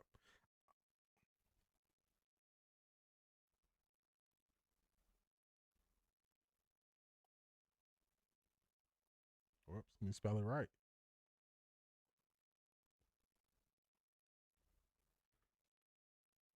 All right, we're gonna do a poll for that one right after this. This is good. This is good. I like this. I like this. All right, I'm gonna start that poll momentarily. This is what we're gonna do first. First, we're gonna watch Chennis Berry break down the power play. This is something that we're gonna see throughout the year, so I wanted somebody to break it down and show us. So check this out and let me know what y'all think. I will be right back while y'all watch. When you put this play in, man, you got to put it in with attitude because it's a physical, downhill football play. The best play in football. So when you talk about power, when we talk about God's play, that means it can't be stopped. So regardless of what a defense puts out there, man, at the end of the day, this play can't be stopped. It brings me joy to be able to talk about it. On this play, you're going to have some form of double team. All right, at the end of the day, you're going to have a double team. All right, at the end of the day, a double team will happen. There's going to be a kick out. In some form or fashion, there's going to be a kick out and there's going to be a wall up. All right, so when we put this play in, we want to make sure that we understand there's going to be a physical double team, there's going to be a kick out at some point attack, all right, and there's going to be a wall up. So when we're talking about this play, it's a gap scheme. When we're talking about gap scheme, every guy has a responsibility to win their gap. So let's put it in just a 3-by-1 set right here, all right, which is just 3-by-1, and we're gonna line up a defense in front. And we're just gonna talk about God's play, pop. So we're gonna put them in the over front. We're gonna put a 3 technique here, a 5 technique. We're gonna put a backside shade in that A gap. We're gonna put a backside 5 in that backside C gap. We're gonna line up a wheel backer. We're gonna stack a Mike backer in a 6-man box. We got 6 on 6 right now. You gotta win your gap. We're gonna put a nickel Sam out here splitting the difference. We're going to put a corner, we're going to put a free safety, we're going to put a backside rover, and we're going to put a boundary corner. All right, so when you talk about running power, like I said before, there's going to be a double team, there's going to be a kick up, there's going to be a wall up. So when we talk about this play as a physical downhill play, we're going to get the first double team right here. All right, we're going to double team and we're trying to emphasize movement. So this front side guard has the front side A gap, but he's going to use what we term a lateral lead on this defender here, this 3 technique. His adjacent offensive lineman, which in this case is the right tackle, he's going to use what we term a gallop step. All right, a gallop step so he can be cheek to cheek. At the end of the day, we want these 2 individuals cheek to cheek so you can't split the double team. And we want to emphasize vertical movement all the way back to that backside linebacker. Everybody has a gap. This guard has the front side A gap. This tackle has the front side B gap. Now, we're talking about this Y that's got missed in the drawing. All right, he has to win the kick out we talked about on the front side C gap. He's got to win that gap. Our center, he's going to block back in the backside A gap. Now, when you're talking about our wall up, our backside guard is going to use what we term a skip pull to keep his shoulders square. All right, he's going to use a skip pull, and he's going to skip, and he's going to come tight off this double team. All right, trying to win this gap, and he's working up for that Mike linebacker. On this backside, we use what we call a cat hinge. All right, that's center and tackle. He's going to gap, scheme that backside B gap first, then he's going to hinge to his backside C gap and get on that defensive end. Now, at the end of the day, our receivers have a responsibility. We have the most dangerous man on the outside. Our receiver has to dig up that Sam linebacker. But at the end of the day, our back is going to slide, gap and go. He's going to press the A gap. If it's hit there, he's going to hit it. Then he's going to get to the B gap. And worst case scenario, he's going to get to the C gap. Our quarterback's going to front out to the call, carry out his fate. At the end of the day, this is God's play. It's a physical downhill where you get a double team, a kick out, a wall up. And this is, again, power. Shout out to Chennis Berry breaking down power. This is something we're going to see. These are the type of plays that you're going to see called in the preseason. You're not going to see like special design plays, but they're going to run some base things. We potentially could see some power run on Saturday. So I just wanted to show that to you. I wanted to highlight it. For you. Shout out to Shanithia. Let me see. I set the poll up. Here we go. All right, y'all can officially vote on the poll. Eggs or no eggs in a potato salad. I saw y'all having some conversations about it, but that is the question. Let me see. At least 3 eggs. The one thing I know, Deshaun better get the ball in 1 minute like Aaron Rodgers. So he don't want nobody touching him because of his injuries. Get the ball out fast. Aaron Rodgers was not playing. He was just letting it go. You're not going to be hitting me. So Aaron Rodgers was good at that. He was good at that. I'm going to tell y'all my take on the eggs or no eggs at the end. I'll give it some time. I'll give it some time. Let's see. I prefer to set a low bar since apparently Shedeur has to separate himself, even though everybody agreed it's even. Start the future guy. All right, I like that. Now, if Shedeur plays the entire game, the score will be 200. Bears 200, Cleveland 199. That would balance it out if it was Shedeur. He'd put up 199. I see what you're doing. I thought this was fun to, kind of take an opportunity to kind of look at some real football stuff. This is the part of learning that I believe people in the media could do. I believe they choose not to do this. So I like his energy. I like the way he carries himself. So of course I'm appreciate the way he teaches. I like it. Meaning I want Deshaun to do well, but when it's time for Shedeur to shine, I want his performance to be so good. There's no design that he is quarterback one while protecting the ball. Talk to him. Agreed. I wanted to ball out with 0 interception. He's been making better decisions in camp. Hope he trusts wide receivers and directs a couple successful drives. Show he can move downfield because he can. I like that. It's funny. Potato salad is one of my specialties, and I just asked to make one for the barbecue tomorrow. Let's go. I think D has hot takes with no eggs in a potato salad. I'm in the South. So I live in the South currently. That's a little giveaway for you. Let's see. Wow, some people like to use stats. Take that tails of the tape down. Let's just put up a thumbnail for now while we hash out the. Did everybody get an opportunity to vote? Everybody get a chance to vote? I'm about to end the poll and see where we ended at. Let's see.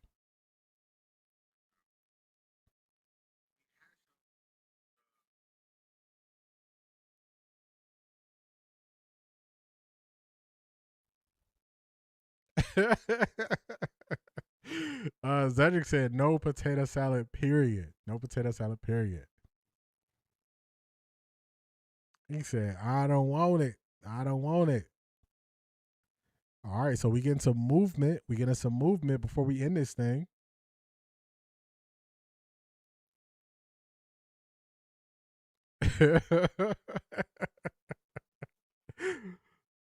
All right, we getting some movement, but I'm going to end the poll. Here. Let's see what we got. All right, let's end it, and we're going to see what we get. Okay, 87% say eggs, 13% say no eggs. All right, now, I gave a little hint. I'm in the South. In the South, they're really big on deviled eggs. So,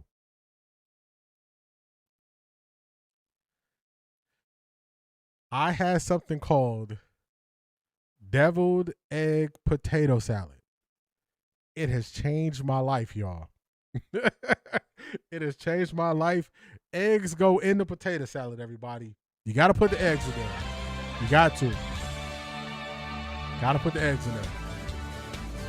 You have to. You got to put the deviled eggs in there. I'm telling you, I had deviled egg potato salad.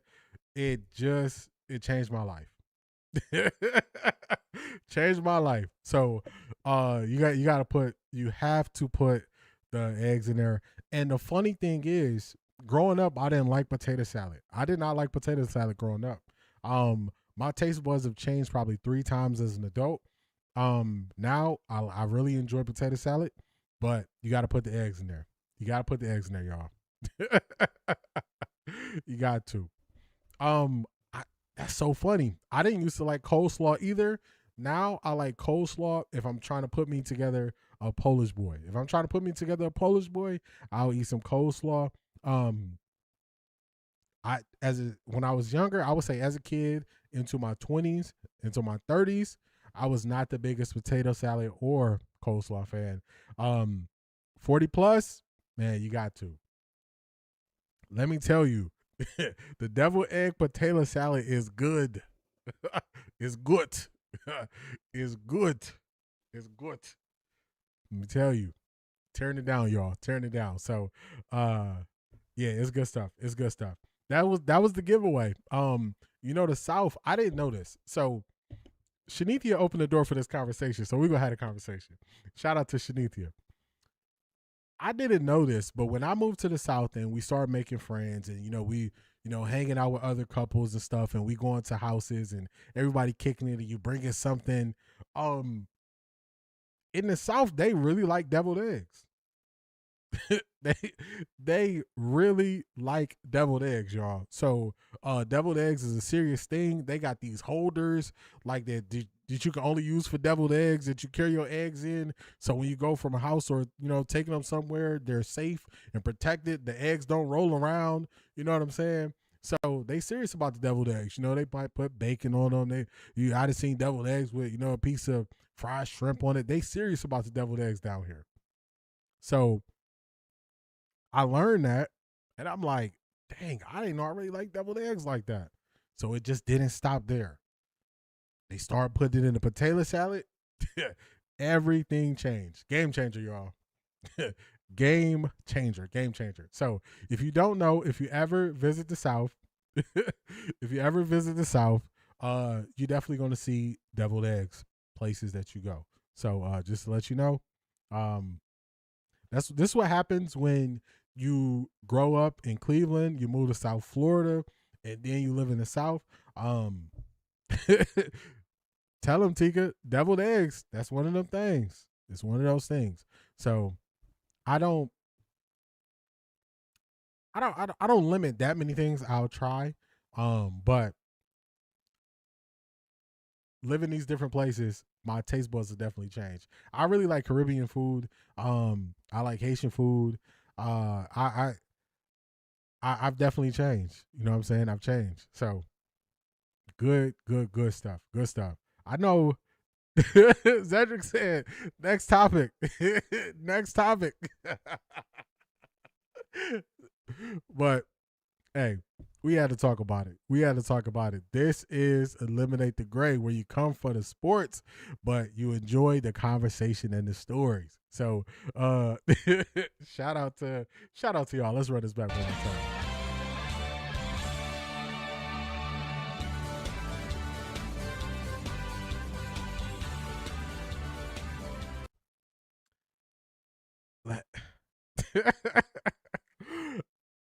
Let me tell you, I am not an oxtail fan. That's why I said it's certain stuff.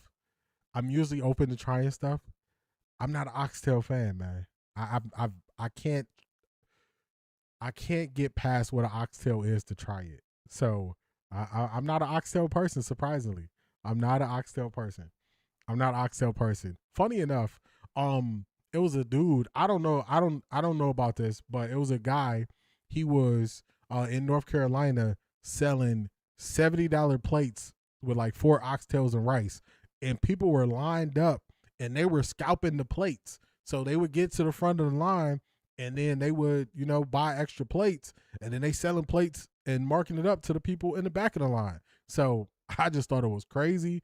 But I'm with Zedric on the oxtails. I'm with Zedric. I'm with Zedric on the oxtails. Oxtails, not something I'm really trying. I don't like any coleslaw. I only eat KFC coleslaw. Growing up, like Cleveland got something called a Polish boy, and Polish boy has coleslaw, it has French fries, it has barbecue sauce, so I would eat it on there. But I never would just eat it on the side growing up. Never, ever. Let me see, where we at? Oxtails is the best. Yeah. Marie, she like oxtails. Craig is like oxtails are the bomb. Yeah. I can't do it. I can't get over what an oxtail is. Phaedra, what's going on? Welcome in. Always enjoy potluck with folks you never met before. Friendly advice: be careful in Indian spaghetti. It will light you up. It appears like Italian, but whoops. Funny enough, I'm not the biggest spaghetti person. I ate spaghetti at so many functions growing up as a kid that as an adult, I don't really touch spaghetti like that. I ate enough spaghetti as a kid for like my whole life. Down south food is really good. Yes. Not afraid of seasoning, spices, any of that stuff. Love oxtails, but they're expensive. My grandma used to make oxtail stew with veggies. I was just introduced to turkey wings a few weeks ago, and my mind is blown. Hey, if somebody makes some turkey wings good, oh man, turkey wings. Now that's some turkey wings. They can go hard if they're married right. Turkey wings is it. $70 is wild. I was like, man, I need to start selling plates. And they was scalping the plates. You know what I'm saying? They was buying the plates and then selling them for $80 at the back of the line. I'm like, this is crazy. Oxtail is from the cow, beef meat. Y'all eat pig from the rooter to the tutor, and you won't eat it. Oh man, I love that saying, from the rooter to the tutor. That my grandma, she no longer with us, but she used to say that all day. Boy, I ought to see you from the rooter to the tutor. Go on over there and put your clothes on. Crack me up. I don't know. Like I'm not a big beef person. I might eat like steak here and there now, but I'm not the biggest beef person. So that's why I'm even slower. And then even with pork, I don't really do like the pork bacon. I like turkey bacon. And with ribs, I might make ribs maybe 3 or 4 times a year. So I don't even eat it that much. But shout out to y'all. Yeah, that rooter to the tutor. Crack me up when she used to say that. So shout out to y'all. What we got next? Let's go access denied. We got a couple good stories that we're gonna get to. Let's go here. All access denied to the click. You were not invited. Who you think you with? This party is private. You look like a fraud. Squad got the sauce. You the type that we would dodge. All right, let's get this up and running. My grandma cooked pig ears, so from the rooter to the tutor, for real. Yeah, my grandma, she used to make pig feet. People call them chitterlings. I wasn't eating none of that, y'all. They was eating frog legs. Man, I wasn't eating none of that. I'm looking like, ain't no way. You're not getting me to eat none of this stuff. Cow tongue, nah. Yeah, my grandma, she used to cook all of that. I'm like, I can't get with this. No can do. No way. I can't go for that. I can't go for it. First up on access denied, we got Michael Irvin. Speaking about, let me see where. Let me get this up for y'all. We got Michael Irvin speaking about when he realized that people in the NFL didn't mind if they lost and how he felt when he was losing versus other people. Shout out to the plug. You've got mail.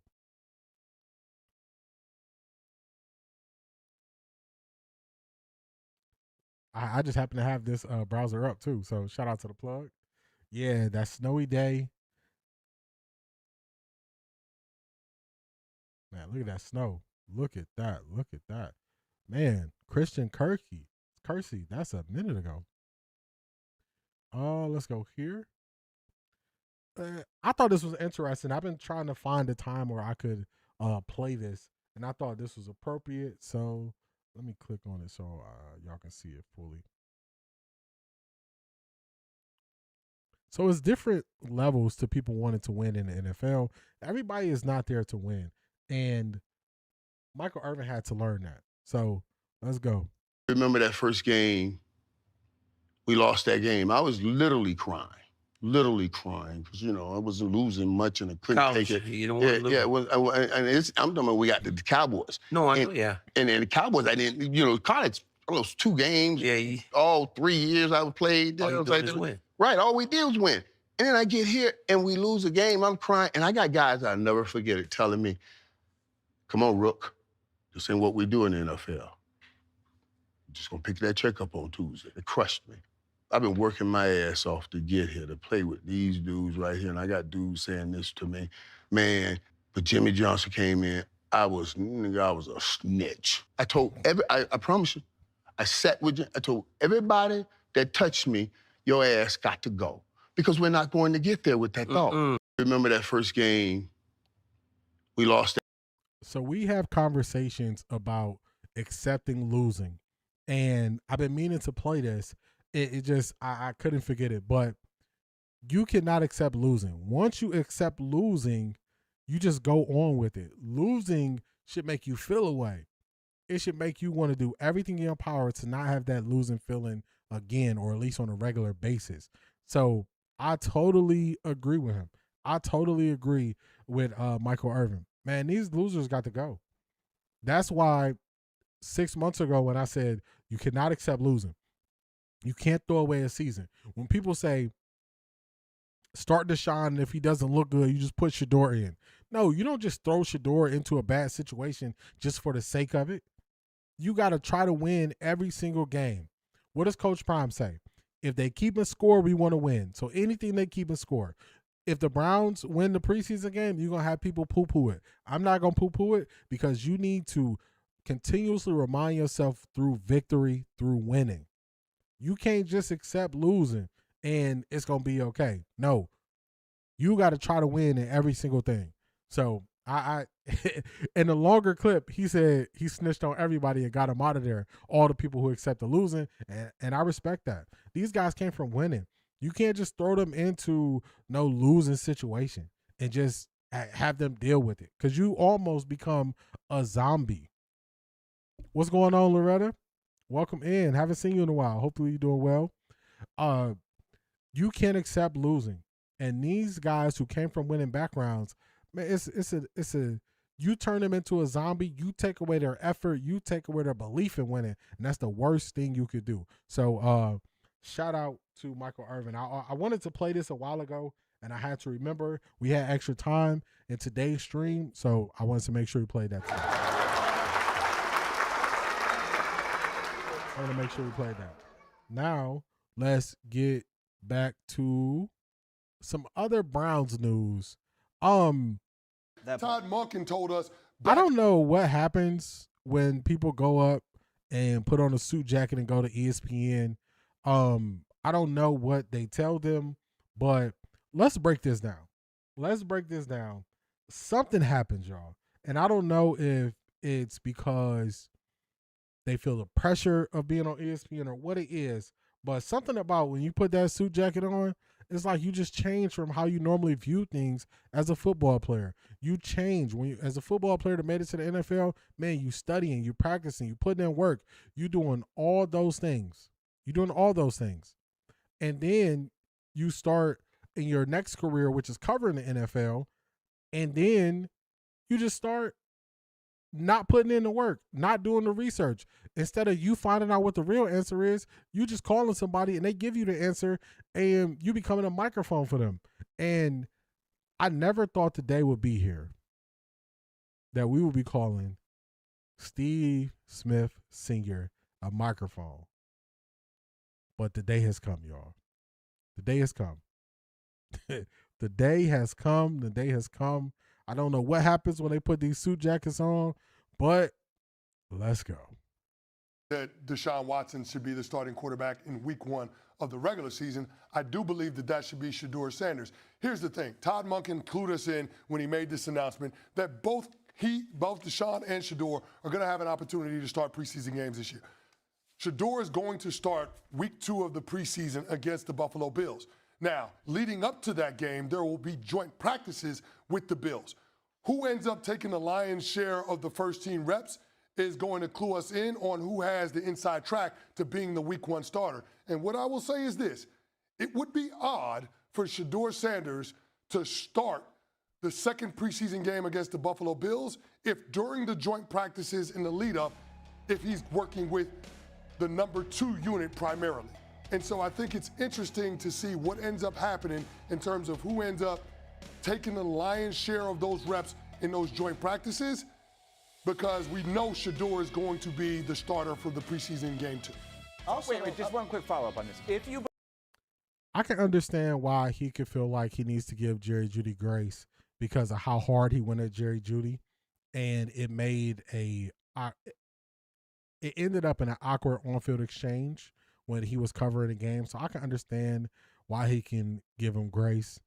But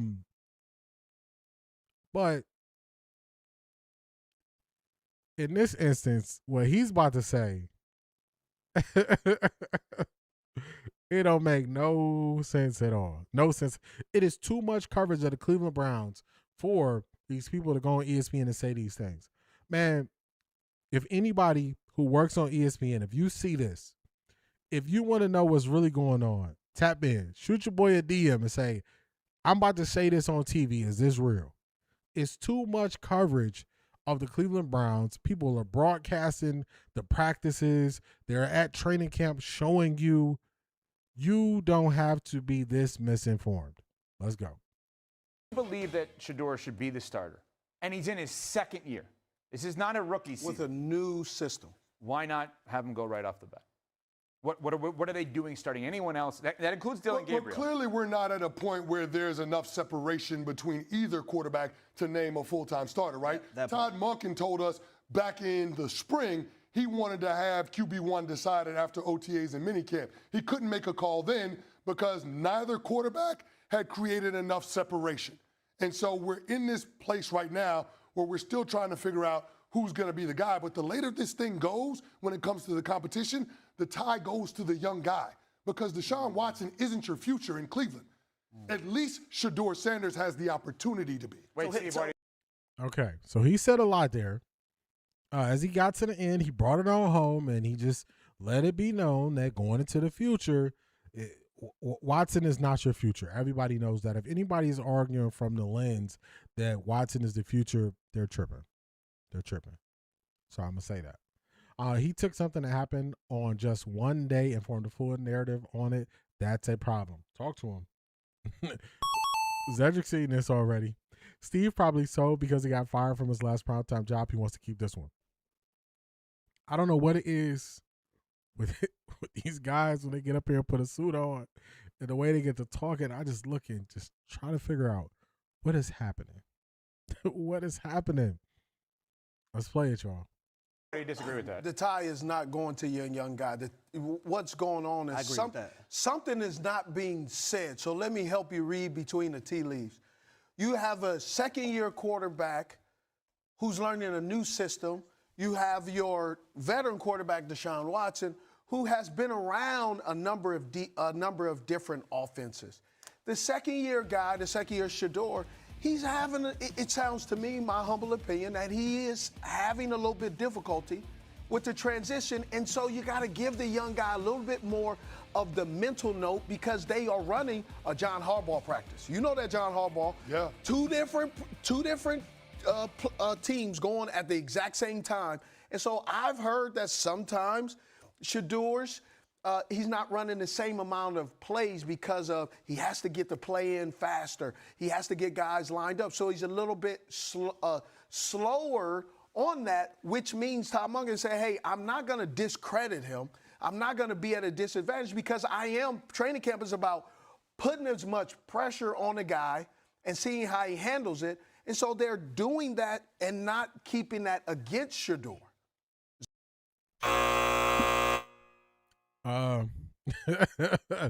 Say, man. I need you to check your sources and ask them one question. When is the last time that the Cleveland Browns two-spotted? Check your sources. Check your sources, bro. Check your sources. Why? And you up there saying it with your chest. And you done gave this whole soliloquy about how he is behind, something's not being said, how you read the tea leaves, and then the tea leaves are actually because somebody said it to you. Bruh, this is old news, what you were talking about. This is not a reoccurring theme that we are seeing. You have to do a better job of doing the research on what's happening. You have to. You have to. And I let it play. And what are we doing? I don't know. I'm telling y'all, I don't know what happens. It must be something. Maybe it's, they got to do the pre-production meeting and it's too early and they don't got time. But I'll just give you a hint. This football season, if you are on ESPN, you're going to talk about Shedeur. You don't have to guess. You don't have to wonder if we're going to talk about Shedeur or not. You're going to talk about Shedeur on ESPN this season. So for you not to end up in this position pushing nonsense, you have to do more research. You have to, man. You have to. You have to. We should not be more informed than you when you're on TV. They signed you and move other guys out the way. And you up there looking crazy. You're looking crazy. The only reason why I even played this was because what people will do is, this is the same thing they will do with Tyvis, but they will do this times 100 with Steve Smith Sr. They will say, he calls it like it is. He's on ESPN. Why would he lie? You're not going to trap me in the why would he lie thing. He is misinformed. He is misinformed. That's what he is. He got out there and said all of that with his chest only to be wrong. Only to be wrong. Hey, man, you got to do better. you got to do better, man. You got to do better. Let's see if it's any redeeming in the rest of this video. Does that make sense?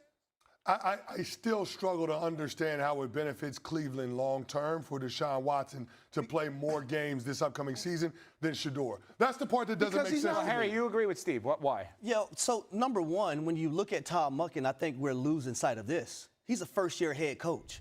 And recently, how many first-year head coaches have we had not keep the job? All right, y'all, that's it. I can't take no more, man. I got no more of this. Hey, man, ESPN, do better. If you need the inside scoop on what's really happening, man, reach out to somebody locally who's really doing this, who is really following this thing closely, who is really informed on what's happening. Y'all got to do better, man. Y'all got to do better. Y'all got to do better. I don't even know, man. I don't even know.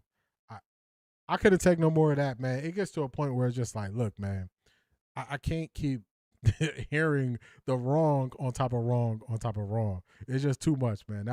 I had enough of that. But y'all got to do better, man.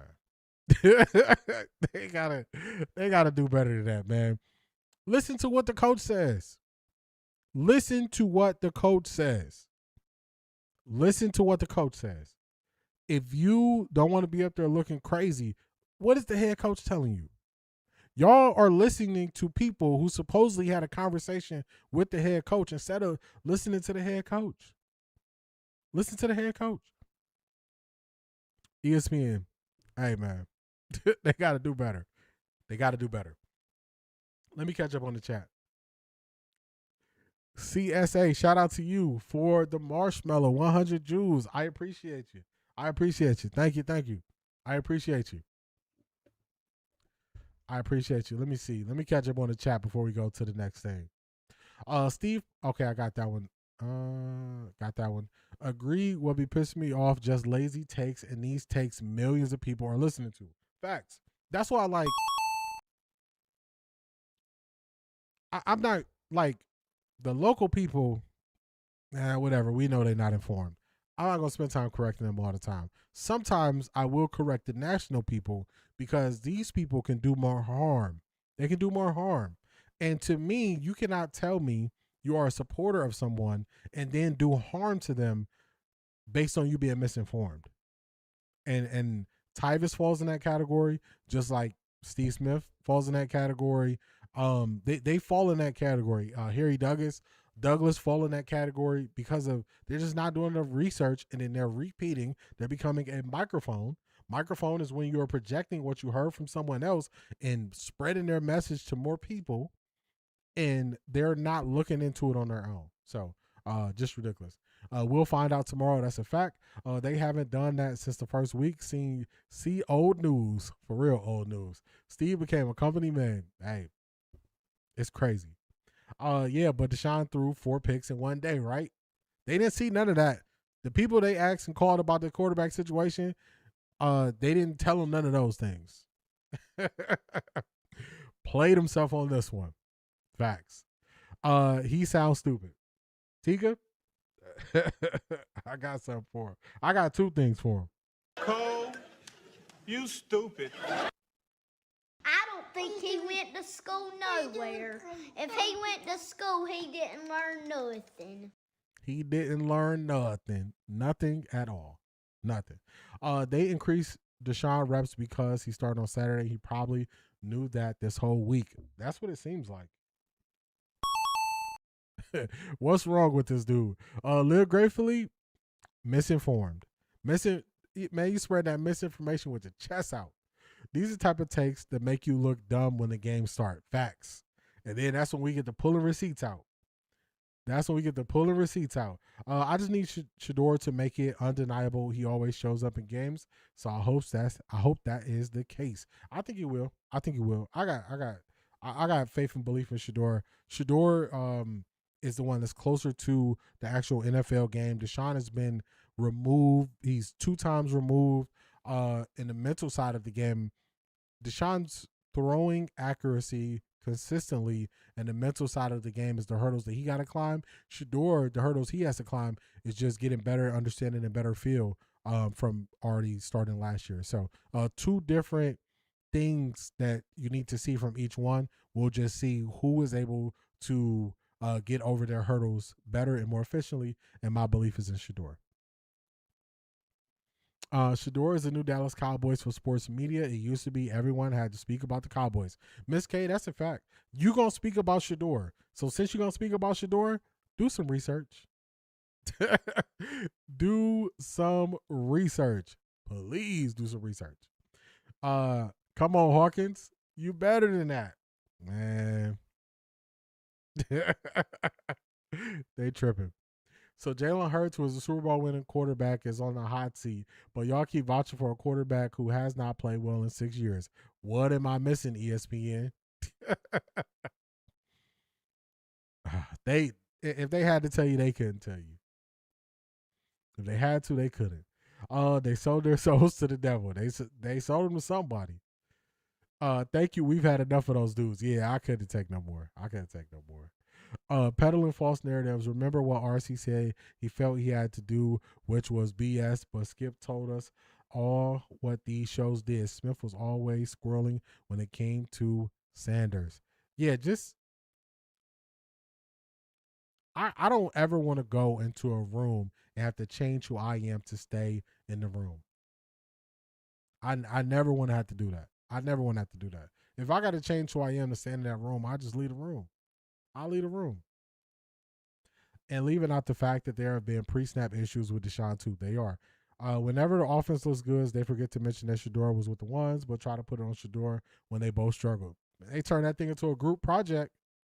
All right, what you got? You said you put it on Patreon. Someone for it. Let me get Patreon up.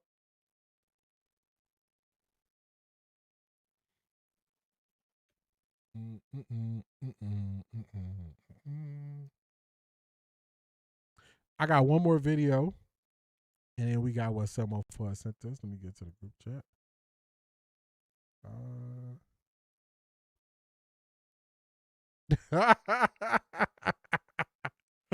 Oh man, some fun.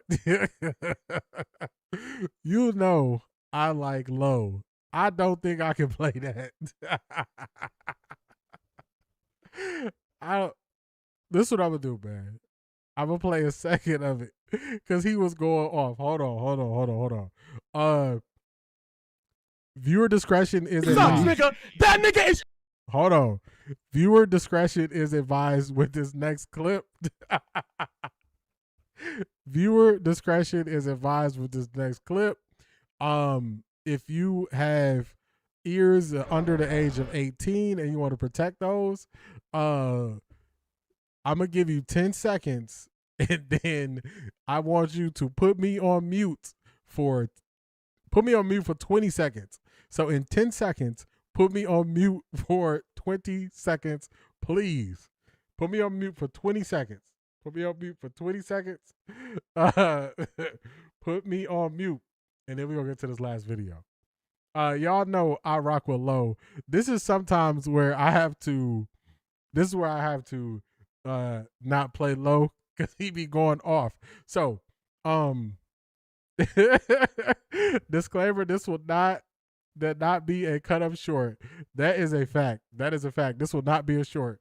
Shedeur fans, when Watson throws the first pick in the preseason game is the caption. Go ahead and hit mute now because I'm going to press play.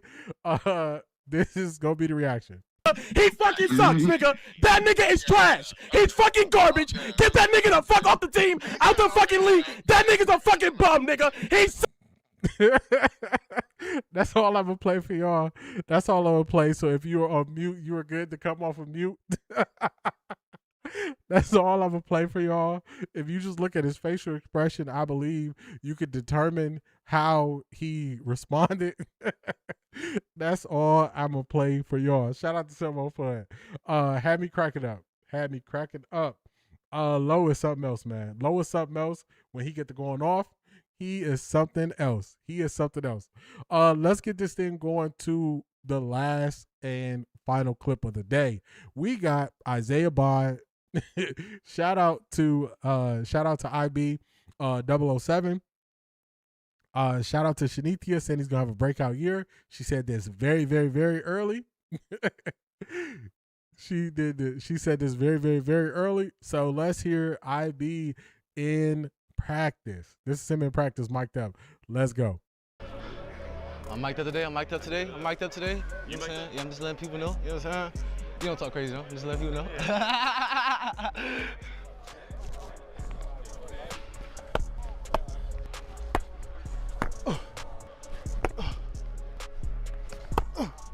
Hey, man, let's get this one done, man. Down on 3, 1, 2, 3. What we got?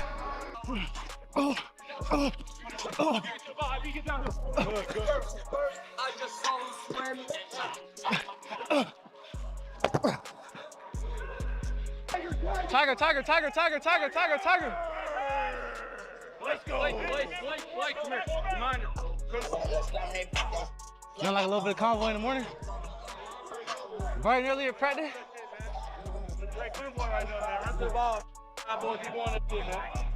Perfect op.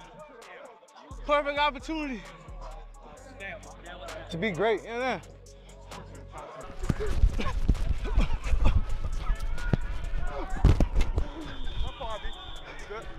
Yeah.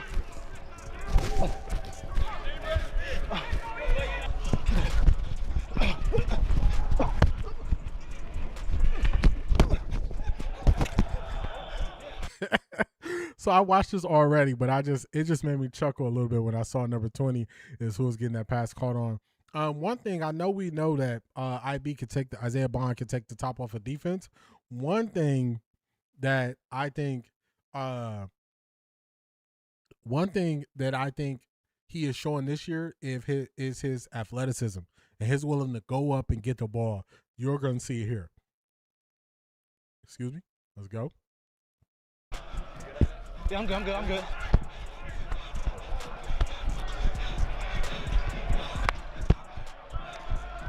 Funny. That's funny.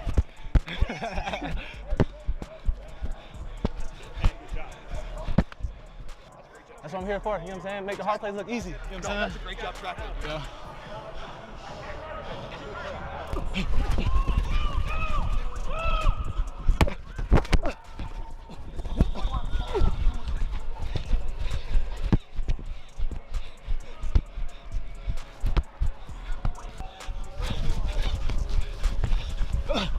This play right here, watch this, y'all. He gonna go up and get it. Dang, on number 20 again. Come on! Holy. That was Ross, who played well in the last preseason game against Jamar and T. Higgins the last game of last season last year. That was him, and I don't know what happened. Stay healthy, Bond. Stay healthy. We need you. Yes. Balling out. So, very, very, very excited for what he's gonna be able to do this year. Very excited, y'all. Very excited. Shout out to Keith Hunt. Jersey in the building. Where's my button? Here we go. Oh my God! Wow!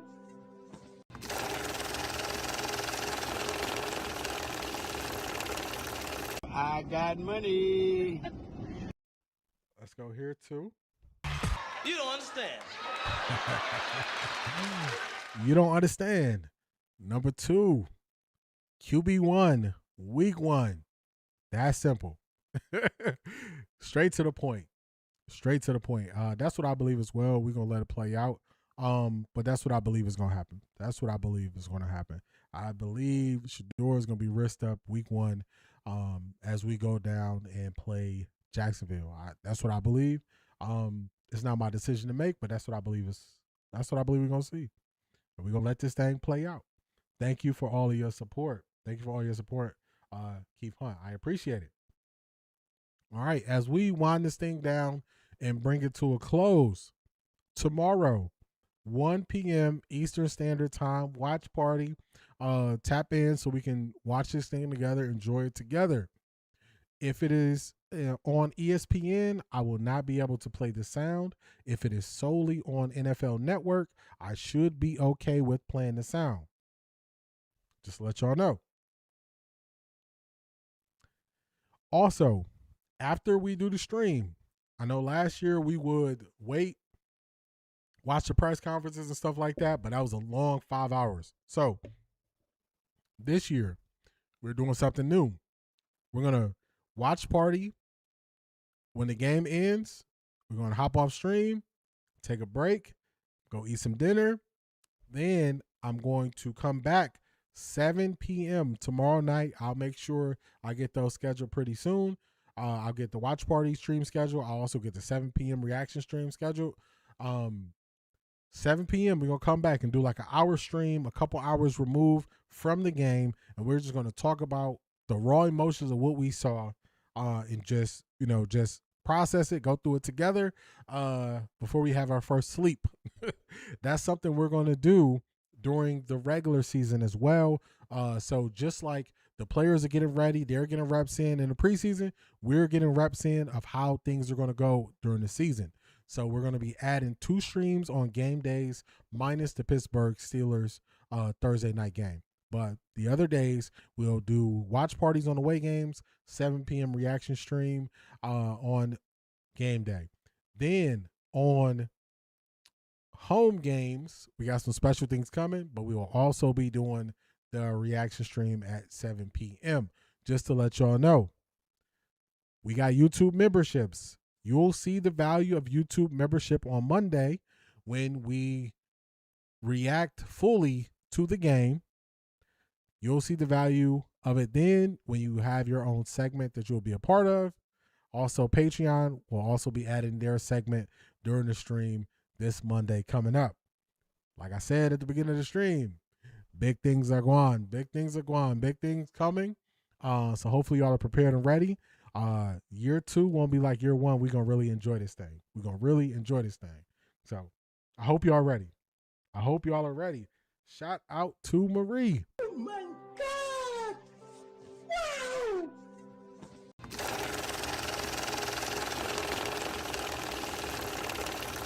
I got money. Everybody stay on that side when they switched up. You switched up, stay on that side, man. Shout out to Marie. Thank you for all your support. D, keep up the great work. I'm glad football games are back. I'm hyped that football is back as well. I'm so excited for it. It's just a different feeling when we actually got real games we can talk about. We can eliminate the gray and just go based on what they do on the field. I'm very excited for it. I think y'all are going to like the formats to the streams this year, y'all participation, making sure y'all voices are heard. I think y'all really going to appreciate it this year. Also, starting this Tuesday, once we get the film available from this preseason game, Tuesday, Patreon exclusive, paid members only, we'll be breaking down film Tuesday morning. We'll be breaking down film Tuesday morning on Patreon. So hopefully y'all are ready. It's going to be a Patreon exclusive this season where we break down game film live together over there on Patreon. During that live stream, you'll be able to ask questions about the plays or a particular play you want me to look for, find, so we can break down. So I'm telling y'all, big things coming. Big things coming. This has been another amazing stream. Shout out to y'all. Shout out to y'all. Hopefully y'all are ready. You've got mail. What you got for us? What you got for us? 24 hours. Hey, the Browns on time. They on the same time as me. Let me get this up. Let's see. Let's go here. Take you down. It's almost time. It's almost time. 24 hours, y'all. One more sleep. One more sleep.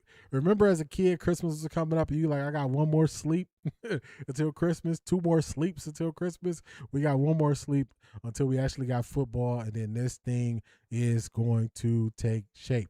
This thing is going to take shape. So shout out to everybody for the support. I appreciate each and every one of y'all. Shout out to the YouTube members. Shout out to the Patreon crew, the All Access crew. I think y'all really going to like the behind the scenes stuff that y'all get over there as well. Shout out to Black Pearl. Shout out to Keith Hunt. Shout out to Marie. Shout out to CSA for the support. I appreciate each and every one of y'all. One more sleep. If you're having potato salad, Black Pearl. For the barbecue, make sure you put them eggs in it. Keep eliminating the gray. I will see y'all tomorrow. Peace, everybody. Hold on.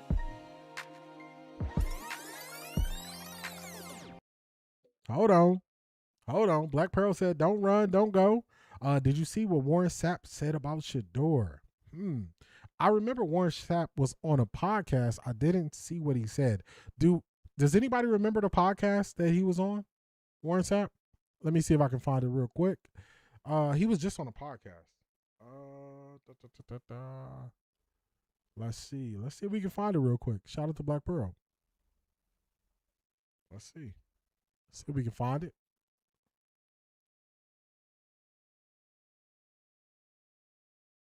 Let me see whose podcast is he on. Is that Pat McAfee or Rich Eisen? Let me see. Sap Not Fishing said the stage at his house was the biggest thing. All right, so it looks like he was on PFF, I think. Let me see.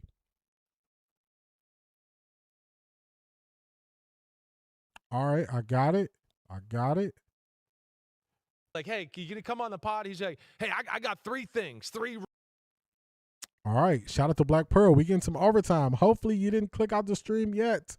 We got some overtime. All right, let me see if I can find it. Let's try to go through the transcript real quick. Okay, let's see. Man, let me find it real quick. Let's see. Let me go through the transcript. Let's see.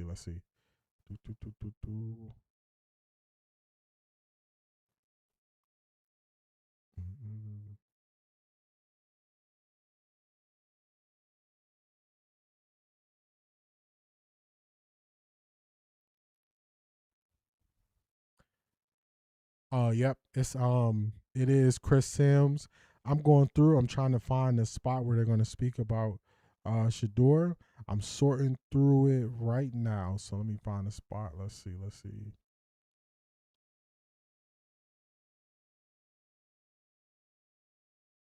All right, they're talking about John Gruden.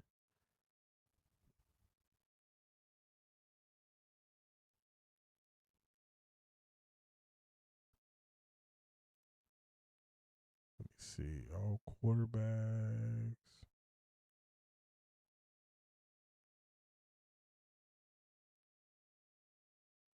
Tony Dungy, John Gruden.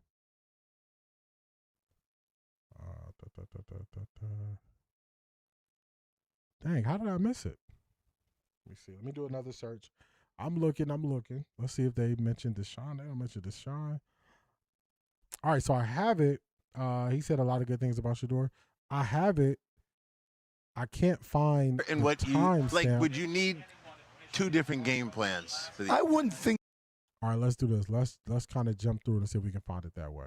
This is what we're gonna do. I got the whole thing. It's only 14 minutes. Let me get it up for y'all, and let me see if we can find the spot where he speaks on them. Let's see. Rules. And, I butchered it right away. I was like, what, be on time? And he's like, what, shut up, right? So tell him your 3 rules for us right off the bat. On my football team, there's 3 things that you do not approach, you do not bother, you do not, get into a confrontation with, and that's my head coach, my quarterback, and my kicker. I follow those 3 anywhere they lead because they know where they're going and they know what they're doing. Thanks, man. I appreciate it. I was more actually felt great. I was like, damn, he actually counts me as his quarterback, even though the year we were together, which I was talking about my rookie year a little bit. It was such a special year. You made it special for me. Okay. And I've had some people lately ask me about my first preseason game experience, which was us in Tokyo. And that was a crazy week, right? So wait, I want to know, right? When I say that, tell me what you remember about Tokyo in that first preseason game after you won the Super Bowl. Played 3 plays. I tackled Lamont Jordan I did the salute to the crowd and walked off to the sideline.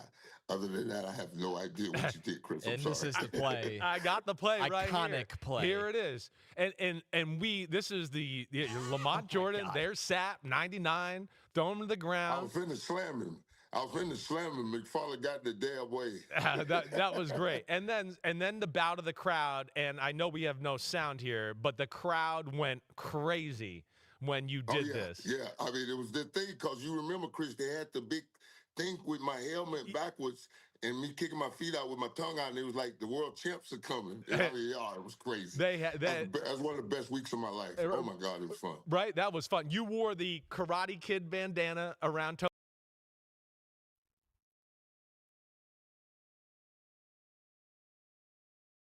All right, let me get this on this screen.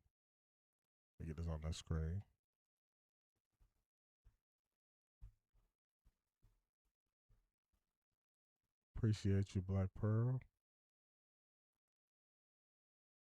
And they not put a clip out? All right, they didn't put a clip out. All right, appreciate you. Let's go. Let's take this down and let's put this up. And why is it showing that way? Here we go. He possesses a unique ability to throw that damn football. He can spin it, Chris. You know this. I know. I know this. When they give it to Shador, yeah, watch look out. out, Daddy. Yeah. Look out, Daddy. Yeah. Look out, Daddy. That boy, I'm telling you, bro. I'm telling you, he is no nonsense, and he gets the job done, baby. He definitely shows up when the lights are on. That's the thing we love about Shador is he does not seem no doubt. Back there's no down from stage that. too big for him. Yeah. The stage at his house was the biggest that he ever stood on. Hold on. Chris Sims? Hey, this is not to Warren Sapp. This to Chris Sims. Everybody stay on that side when they switched up. You switched up, stay on that side, man. Hey, Chris Sims, stay on that side. Don't try to switch up now and say there's no stage too bright and that. Nah, we don't want to hear that. We don't want to hear that. I find it funny that this is what people ignore. They ignore actual Hall of Famers who say, nah, it's something about Shedeur. We're supposed to believe people who get it wrong so often, and then when a Hall of Famer says something, people just poo-poo it like they didn't have success, they didn't do a great job in their career. So it's only 29 seconds. Let's run it back. I'm going to play it one more time for y'all. But, Chris, you got to stay on that side. Possesses a unique ability to throw that damn football. He can spin it, Chris. You know this. I know. I know this. When they give it to Shedeur, yeah, watch look out, Daddy. Yeah, look out, Daddy. Yeah. Look out, Daddy. That boy. Hey, I'm telling you, grow. I'm telling you, he is no nonsense, and he gets the job done, baby. He definitely shows up when the lights are on. That's the thing we love about Shedeur. Shout out to Black Pearl. I can appreciate this. I don't like how even with Chris Sims trying to give him props, saying he definitely shows up when the lights are on. This could just be me, but I take that as a subtle dig of saying, like, in practice he's not good because it's like a backhanded compliment. Shout out to Warren Sapp, let it be known, hey, once they give it to him, he gonna take off. He gonna do his thing. That is exactly how I feel about it. That's exactly how I feel about it. I can't wait. I can't wait. So shout out to Black Pearl for the overtime. Let's clap it up for you.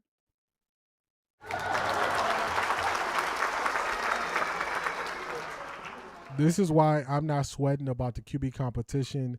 I haven't been swayed, like reacting to this person, that person, saying this about the QB competition. We've got so much information right in front of us where we can see who's been more consistent. So, yeah, Chris Sims, security is out. They got the ropes out. They're not letting anybody else in, especially the people who were part of the group of media who decided to continuously spread narratives about Shedeur. A year ago, we didn't forget. A year, about 14 months ago, Chris Sims was repeating everything else that other people were saying about Shedeur. So I didn't forget. Shout out to each and every one of y'all. This has been another great stream. We are back at this thing tomorrow. Keep eliminating the gray. Peace, everybody. I'll see y'all tomorrow. Let's get it.